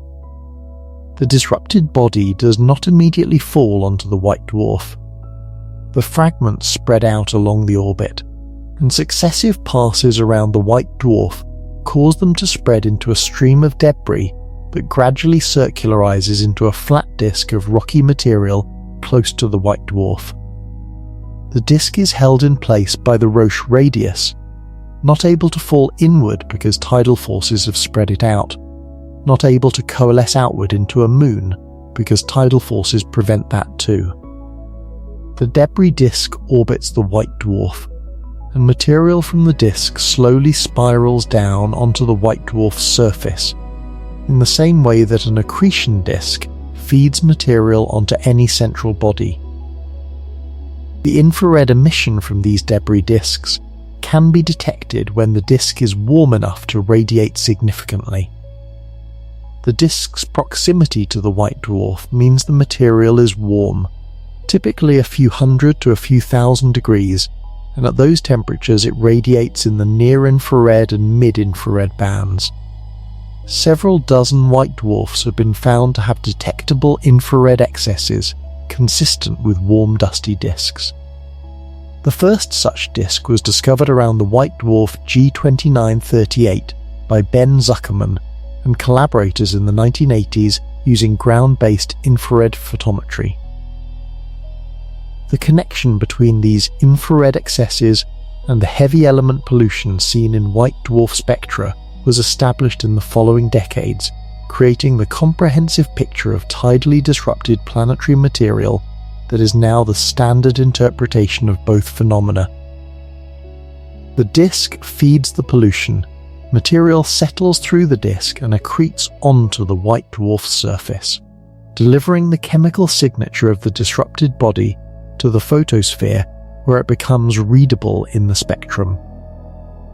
The debris from this disk rains down onto the white dwarf's surface, delivering the chemical signature of rocky, planet-like material. This explains the heavy elements seen in the outer layers of some white dwarfs: silicon, calcium, iron, magnesium, nickel, the building blocks of rocky planets. The white dwarf is continuously accreting material from the disrupted bodies in its orbit, and that material is visible in its spectrum. The rate of accretion can be estimated from the abundance of heavy elements in the atmosphere and the time scale over which they would settle below the visible layer. For white dwarfs with longer settling timescales, typically those that are cooler, the accumulated heavy element signature represents the average accretion rate over a longer period. For hotter white dwarfs where settling is faster, the signature represents more recent accretion. By analysing the chemical composition of what is falling onto a white dwarf and comparing it to the compositions of known solar system bodies, astronomers can reconstruct the composition of the disrupted parent body. This process, sometimes called white dwarf pollution spectroscopy, has produced a catalogue of extrasolar rocky body compositions that would be impossible to measure any other way. Some white dwarfs appear to be accreting material with the bulk composition of a rocky, differentiated body, one that has undergone enough internal melting to separate into a metallic core and a rocky mantle. The signature of this differentiation shows up as an elevated ratio of iron to silicon or iron to magnesium relative to the solar composition. Others show compositions consistent with primitive, undifferentiated rocky material. Some show evidence of accreting water-bearing material with elevated hydrogen and oxygen abundances consistent with hydrated minerals. One white dwarf system shows evidence of accreting material with a composition consistent with the crust of a rocky, tectonically active world, with elevated concentrations of crust-forming elements relative to what a simple solar composition rocky body would produce. Another appears to be sampling a body enriched in carbon relative to most rocky planets in the solar system, possibly a remnant of a carbon-rich asteroid. The survey of white dwarf pollution compositions is growing as more systems are studied with the high-resolution spectroscopy needed to detect the faint heavy element absorption features in white dwarf spectra. It is providing a window into the diversity of rocky planet compositions around other stars that would be entirely inaccessible without this accidental sampling process. The white dwarf does the sample preparation by tidally disrupting the body and warming it to the point where it rains down onto its surface, and the spectrograph on the telescope reads the elemental analysis. When two white dwarfs in a binary system spiral together and merge, the result is one of the more exotic events in stellar physics. Binary star systems are common. Roughly half of all Sun-like stars exist in binary pairs. When two stars form together, their subsequent evolution is governed by the same stellar physics as single stars, but with the added complication of their gravitational interaction. If both stars are close enough and similar enough in mass, both can evolve off the main sequence and through the red giant phase within the age of the universe, leaving behind two white dwarfs orbiting each other. Two white dwarfs in a close binary orbit gradually lose energy to gravitational wave emission. The emission of gravitational waves, ripples in spacetime predicted by Einstein's general relativity, carries away energy and angular momentum from the orbit, causing the two white dwarfs to spiral slowly inward. For very close white dwarf pairs, the in-spiral timescale can be billions of years or less. When the separation becomes small enough, the tidal forces between the two white dwarfs become significant, and mass transfer begins from the less massive white dwarf to the more massive one. Eventually, the less massive white dwarf is tidally disrupted, and the system merges. White dwarf mergers produce several possible outcomes depending on the masses of the two merging stars. If the combined mass of the two white dwarfs exceeds the Chandrasekhar limit of 1.4 solar masses, the merger may produce a Type 1a supernova. This is one of the proposed pathways to Type 1a supernovae, alongside the single degenerate model in which a white dwarf accretes from a companion star. Whether super Chandrasekhar mergers produce prompt explosions or delay their explosion is a subject of ongoing research, and observations of the chemical abundances in Type 1 supernova remnants have been used to try to discriminate between the single degenerate and double degenerate merger pathways. If the combined mass is below the Chandrasekhar limit, the merger produces a single massive white dwarf with unusual properties. The merger remnant is initially hot, rapidly rotating, and highly magnetized from the dynamo activity in the differentially rotating turbulent merged material. Over time, the remnant cools and its rotation slows, but it may retain a strong magnetic field as a relic of the merger. This is one of the leading proposed explanations for the population of strongly magnetized white dwarfs.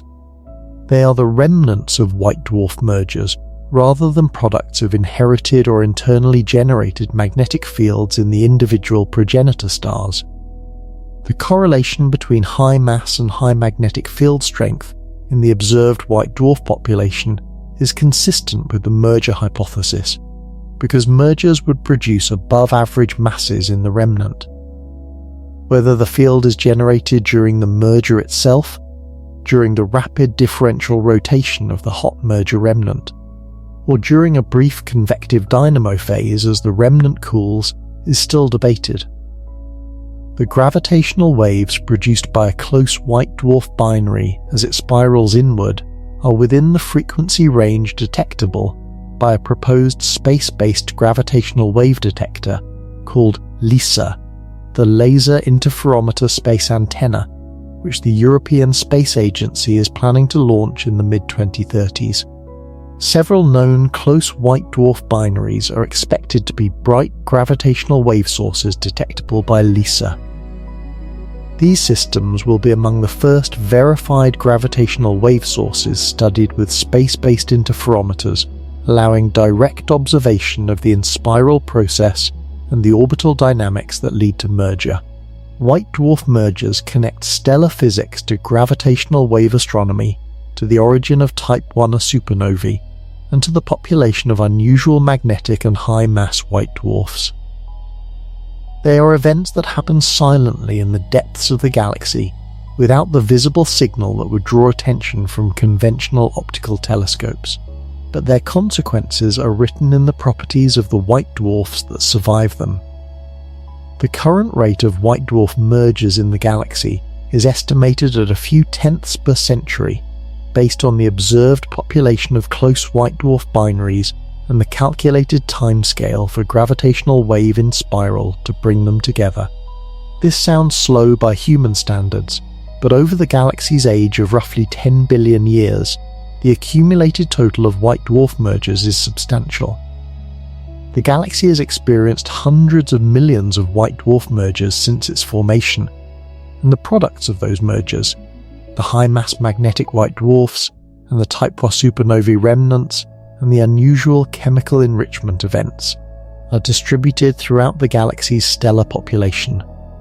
The population of high-mass white dwarfs observed in surveys may include a significant fraction of merger remnants, systems where the combined mass exceeded what any single star evolution would have produced. Identifying merger remnants in the white dwarf population is an active area of research using the combination of mass, rotation rate, magnetic field strength, and atmospheric composition to look for signatures that distinguish merged objects from normal evolutionary products. The gravitational wave signal from a pair of white dwarfs spiraling together is in the MHz frequency range, below what ground-based detectors like LIGO can detect, but within the range of the proposed LISA space mission. LISA would be able to detect the gravitational wave signal from every close white dwarf binary in the galaxy that is emitting significantly, and the signals would be individually resolvable rather than a statistical background. This would give gravitational wave astronomy a census of close white dwarf binaries, many of which are currently unknown because they are too faint for optical surveys to detect efficiently. The gravitational wave census would complement the optical census and provide a complete picture of the close binary white dwarf population for the first time. The nearest white dwarf to Earth that is well studied is Sirius B. Sirius, the brightest star in the night sky as seen from Earth, is actually a binary system. The bright star most people think of as Sirius is Sirius A, a white main sequence star roughly twice the mass of the Sun, located about 8.6 light-years from Earth. Sirius B is its companion, a white dwarf of roughly 1 solar mass, separated from Sirius A by a distance that varies from about 8 to 32 astronomical units as the two orbit their common centre of mass with a period of roughly 50 years. Sirius B is far too faint to see with the naked eye, but visible through a moderate telescope when the glare from Sirius A is suppressed. The existence of Sirius B was inferred from orbital mechanics before it was directly observed, one of the early triumphs of indirect detection methods in astronomy. In the 1840s, the German astronomer Friedrich Bessel noticed that the proper motion of Sirius across the sky, its slow drift relative to background stars over decades of observation, was not perfectly straight. Instead, Sirius was tracing a slight sinusoidal wobble as if being pulled from side to side by an unseen companion orbiting with it. Bessel published his inference that Sirius had an unseen companion in 1844, but died in 1846, without seeing it confirmed. Sirius B was first directly observed in January 1862 by the American telescope maker and astronomer Alvan Clark, who glimpsed it while testing a new large refractor telescope. It appeared as a faint point of light close to the overwhelming glare of Sirius A, exactly where the orbital calculations predicted it should be. When the properties of Sirius B were eventually measured from spectroscopic observations in the early 20th century, they were deeply puzzling. The spectrum revealed a surface temperature of roughly 25,000 degrees Celsius, far hotter than Sirius A and far hotter than the Sun. A star with that surface temperature should be extraordinarily luminous. But Sirius B was almost invisible next to Sirius A, not because it was far away, but because it was intrinsically faint. The only way to reconcile a hot surface temperature with low total luminosity was if Sirius B was very small. Calculations showed it was roughly the size of Earth, yet had roughly the mass of the Sun. The density implied by those numbers, roughly 1,000,000 times the density of the Sun at its core, was something no existing physical theory could explain. The question of what held such a dense object up against gravity was one of the key unsolved problems in astrophysics in the 1920s, and it became one of the major motivations for applying quantum mechanics to stellar physics. The resolution electron degeneracy pressure discovered theoretically in 1926 by Ralph Fowler provided the answer. Sirius B was being held up by quantum mechanics. Today Sirius B remains one of the most studied white dwarfs because of its proximity, and because of what it enables in terms of precise measurement. The orbital dynamics of the Sirius AB system, monitored over many decades, give the mass of Sirius B to high precision, currently estimated at roughly 1.02 times the mass of the Sun. The parallax distance of the Sirius system, measured directly from Earth's orbital baseline, gives the distance to high precision. Combined, these allow the radius of Sirius B to be calculated from its luminosity and temperature, and the mass and radius together provide a test of the mass-radius relationship for degenerate matter. The opportunity Sirius B provides for testing general relativity has also been exploited. The light climbing out of Sirius B's deep gravitational well is gravitationally redshifted, shifted to slightly longer wavelengths, by an amount that can be predicted from general relativity given the star's mass and radius. The prediction follows from Einstein's equivalence principle. A photon climbing out of a gravitational well loses energy, and losing energy means its wavelength increases. For Sirius B, with its extreme gravity, this redshift is measurable in spectra. The gravitational redshift of Sirius B was first measured in the 1920s and found to be consistent with general relativity, providing one of the early astronomical tests of the theory. More recently, the gravitational redshift of the white dwarf in the binary system 40 Eridani b, and of other white dwarfs in binary systems, has been measured with increasing precision using high-resolution spectrographs on large telescopes. The agreement between the measured redshifts and the predictions of general relativity, combined with independently measured masses and radii, provides continued confirmation of the gravitational redshift prediction in the strong field regime of white dwarf surfaces. These tests of general relativity using white dwarfs are not as dramatic as the tests involving black holes or neutron stars, where gravity is even more extreme. But they occupy a different point in the spectrum of gravitational field strengths, filling in a regime that would be inaccessible from solar system observations and adding to the body of evidence that general relativity is the correct theory of gravity at the field strengths tested. The study of white dwarfs connects to almost every other area of stellar physics and to the broader history of the galaxy. The evolution of a star toward becoming a white dwarf involves every phase of stellar life. The main sequence burning of hydrogen over billions of years, the expansion into a red giant as the hydrogen core is depleted, the helium burning in the horizontal branch and asymptotic giant branch phases, the series of thermal pulses on the asymptotic giant branch that drive progressive mass loss from, the outer layers, the planetary nebula phase in which those outer layers are expelled into space in an expanding shell, and finally the cooling remnant left at the centre. Understanding white dwarf interiors requires understanding all of these preceding stages, because the composition and structure of the white dwarf reflects the complete nuclear burning history of the original star. The mass loss during the asymptotic giant branch phase is particularly significant.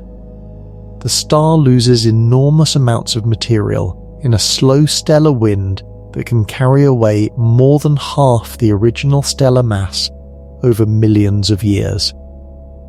The material lost in this wind and in the final planetary nebula ejection enriches the interstellar medium with the products of nuclear burning, primarily carbon and oxygen, but also other elements produced in the star's core. Every atom of carbon in your body was produced in the interior of a star and expelled during its death, eventually incorporated into the molecular cloud that formed the Sun and Solar System. White dwarfs are the remnants of the engines that made that enrichment possible. The planetary nebulae surrounding newly formed white dwarfs are some of the most visually striking objects in the sky. The expelled outer layers, illuminated by the intense ultraviolet radiation from the hot white dwarf at their centre, glow in colours determined by the emission spectrum of the ionized gas. Oxygen ions produce the characteristic green and blue-green colours of many planetary nebulae. Hydrogen produces red emission. Nitrogen produces other shades. The combination creates the spectacular colour structures seen in images from the Hubble Space Telescope and other observatories. The Ring Nebula in Lyra, the Helix Nebula in Aquarius, the Dumbbell Nebula in Vulpecula, all of these are planetary nebulae surrounding hot white dwarfs at their centres. The name planetary nebula is a historical accident. William Herschel, who discovered and catalogued many of these objects in the late 18th century, noted that their round, greenish appearance through his telescopes resembled the disk of the planet Uranus. The name stuck even as it became clear that they have nothing to do with planets. What they are is the outer layers of dying stars, briefly visible before they disperse into the interstellar medium. A newly formed white dwarf at the centre of a planetary nebula can have surface temperatures exceeding 100,000 degrees Celsius, far hotter than the Sun's photosphere. At those temperatures, the white dwarf radiates primarily in the ultraviolet and X-ray rather than visible light, and the ultraviolet radiation is what illuminates and ionizes the surrounding nebula. The white dwarf cools relatively rapidly in the first few million years, and by the time the planetary nebula has dispersed into the surrounding space, typically after a few tens of thousands of years, the white dwarf has already cooled to temperatures where it glows in visible and ultraviolet light, rather than primarily in the far ultraviolet. The diversity of planetary nebula shapes, from simple round shells to complex bipolar structures with hourglass symmetry to intricate spiral and multipolar patterns, reflects the diversity of what happens during the mass ejection phase. Binary companions can shape the ejection geometry. Magnetic fields can create asymmetric structures. The rotation of the dying star can produce equatorial versus polar outflows with different velocities. Studying planetary nebulae is one of the key windows into the mass loss process that sets the initial conditions for the white dwarf, determining its mass, its composition, and the structure of the outer layers that we can observe. Several of the key questions about white dwarfs remain open, and the next generation of observational facilities is being designed in part to address them. The precise carbon-to-oxygen ratio in white dwarf cores, which depends on the nuclear reaction rate that has been difficult to measure in the laboratory, is being targeted by both laboratory nuclear physics experiments and by asteroseismological analysis of pulsating white dwarfs. If the pulsation modes of white dwarfs can be used to probe the density profile and composition of the deep core, the observed pulsation patterns can constrain the carbon-to-oxygen ratio directly from the star rather than having to rely on nuclear physics extrapolations. This is a circular problem with some elegance, measuring nuclear physics via stellar observations rather than laboratory experiments. The white dwarf pollution problem. The question of what fraction of white dwarfs are accreting rocky planetary material and what range of planetary compositions are represented is being addressed by large spectroscopic surveys. The Sloan Digital Sky Survey and the Dark Energy Spectroscopic Instrument have produced and are producing large catalogues of white dwarf spectra with measured heavy element abundances. Statistical analysis of these catalogues is revealing the distribution of rocky body compositions around other stars, and the comparison to the composition of the solar system's own rocky bodies is providing insight into how typical or unusual the solar system might be. The crystallization process and the role of phase separation in white dwarf cooling are being investigated through precise measurements of the white dwarf luminosity function. Gaia's data release in 2022 provided a sample of white dwarfs many times larger than what was available for the 2019 crystallization detection paper. An analysis of this expanded sample is providing more precise measurements of the pileup due to crystallization and potentially additional features in the cooling sequence that correspond to phase separation. The gravitational wave frontier is expected to open with the LISA mission. The detections of close white dwarf binaries by LISA will directly measure the orbital parameters and merger rates of the systems that eventually produce Type 1a supernovae, magnetic white dwarfs, and other unusual products of white dwarf mergers. LISA's catalogue of close white dwarf binaries will be a new dataset for understanding the endpoints of binary stellar evolution. The discovery space for unusual white dwarfs continues to expand as surveys cover more sky with more sensitivity. White dwarfs with unusual atmospheric compositions, unusual magnetic field geometries, unusual cooling behavior, or unusual binary configurations continue to be found. Each unusual object is a constraint on the physical models and an opportunity to understand a new aspect of how white dwarf physics operates at the extremes. White dwarfs are not, in this sense, fully understood. They are the most common stellar endpoint in the universe, but the physics of their interiors, the history of the original stars that made them, the dynamics of their binary companions, and the chemistry of the planetary systems they have disrupted are all subjects of active investigation. The quiet objects slowly cooling in the depths of the galaxy are still giving up their secrets. The Nancy Grace Roman Space Telescope, planned for launch later in the decade, will conduct wide-field surveys with sensitivity in the near-infrared. Its planned surveys of the Milky Way's bulge and nearby stellar populations will detect large numbers of white dwarfs and provide photometry precise enough to identify the faintest and oldest members of the white dwarf population in those regions, reaching depths impossible from smaller telescopes and extending the white dwarf cooling sequence to the oldest and dimmest objects currently beyond the reach of survey photometry. Combined with Gaia astrometry, Roman photometry will extend the census of white dwarfs to stellar populations not yet well characterized. The next generation of extremely large ground-based telescopes, with mirror diameters of 30 to 40 meters, will bring high-resolution spectroscopic capabilities that will allow detailed atmospheric composition measurements for far fainter white dwarfs than are accessible today. The faintest, oldest, most interesting white dwarfs from the standpoint of cooling physics and cosmic clock measurements are the ones that need the most telescope time to study in detail.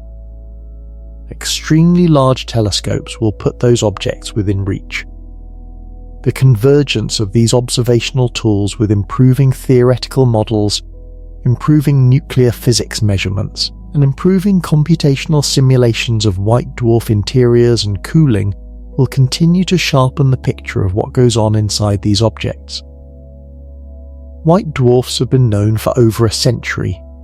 The basic physics of electron degeneracy pressure has been understood for nearly as long, since Fowler's 1926 paper and Chandrasekhar's derivation of the mass limit that followed, but the details continue to be refined. The 2019 crystallization confirmation from Gaia was a detail that took decades of theoretical prediction and observational work to confirm. The planetary system pollution spectroscopy is a field that barely existed 20 years ago and now provides the most comprehensive inventory of extrasolar rocky body compositions available. The gravitational wave detection of close white dwarf binaries by LISA will be a capability that does not yet exist. Each of these represents a detail, a refinement, an extension of the basic understanding into new domains. The white dwarf is not a solved problem. It is a problem that has been partially solved, and the unsolved portions continue to yield new discoveries. Look up at the night sky on a clear night, and most of the stars you can see will eventually become white dwarfs. Stars much more massive than the Sun end their lives in supernovae, leaving behind neutron stars or black holes. But massive stars are rare. The most common stars in the galaxy are lower mass stars, from the Sun's mass downward to the red dwarfs that are too faint to see without a telescope, but outnumber all other types of stars. Stars from roughly 8 times the mass of the Sun downward will become white dwarfs. Stars below about half the Sun's mass live so long that none of them have yet reached the end of their lives in the age of the universe. Their white dwarfs are still in the future, billions or even trillions of years away. The white dwarfs that currently exist in the galaxy are the remnants of stars that formed and died in the first several billion years of cosmic history.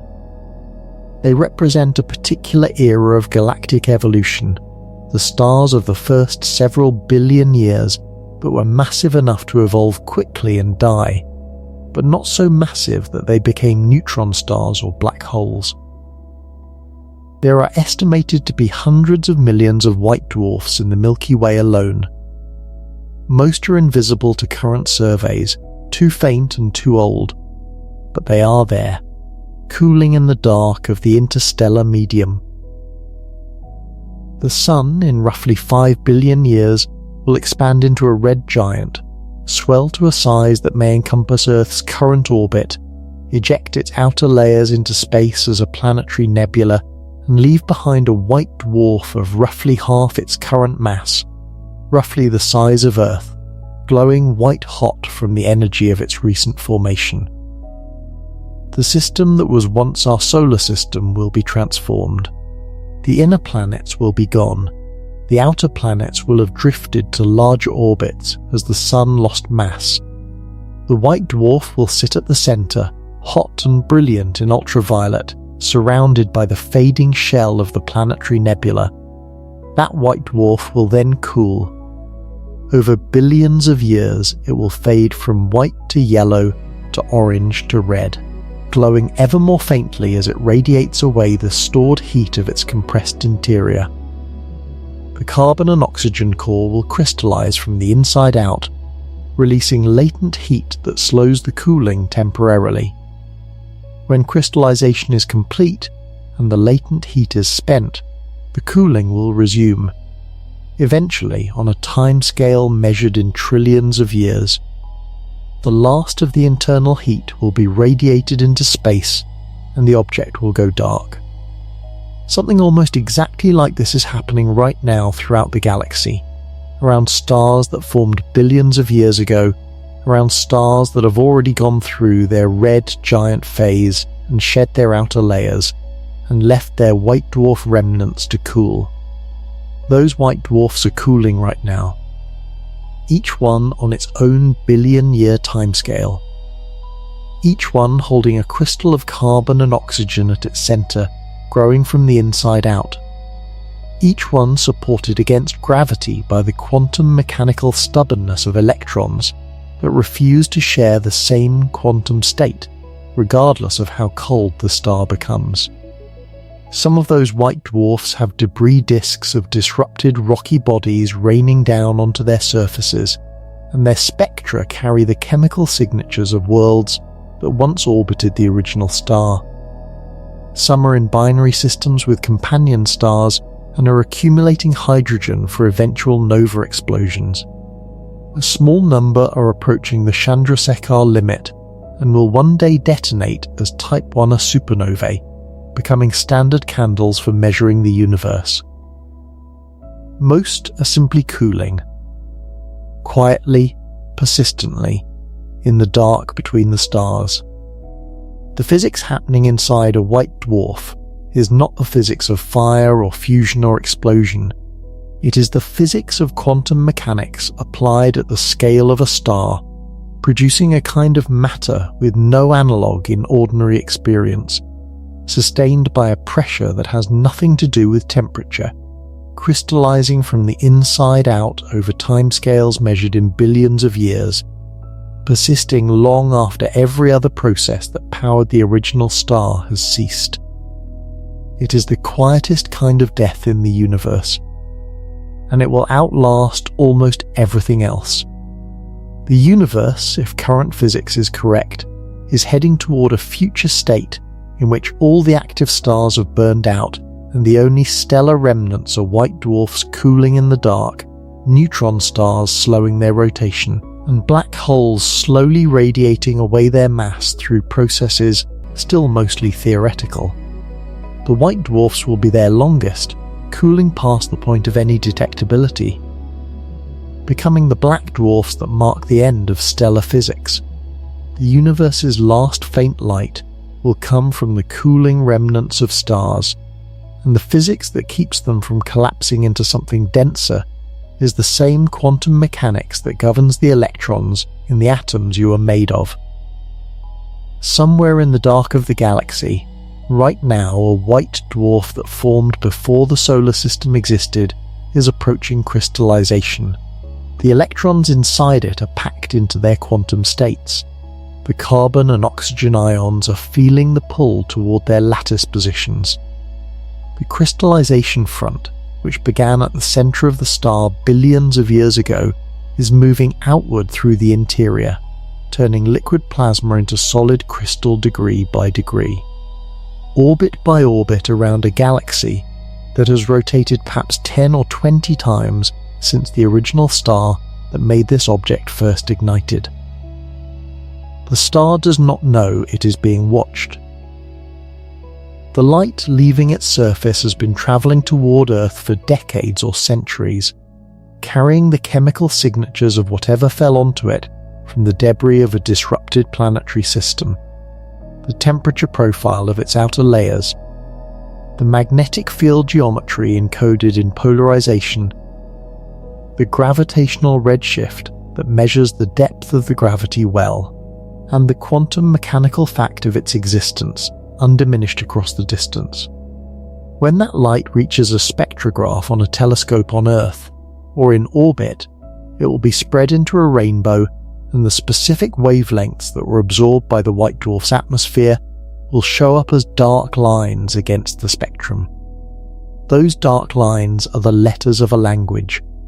They spell out temperature, surface gravity, composition, magnetic field, rotation, the history of what has rained down on its surface, and the age written in how much it has cooled. All of this from a star that is dead. From an object that has not generated a single watt of power from nuclear fusion for hundreds of millions or billions of years. From a star that is, by any ordinary definition, finished. And yet it is still speaking. Still cooling.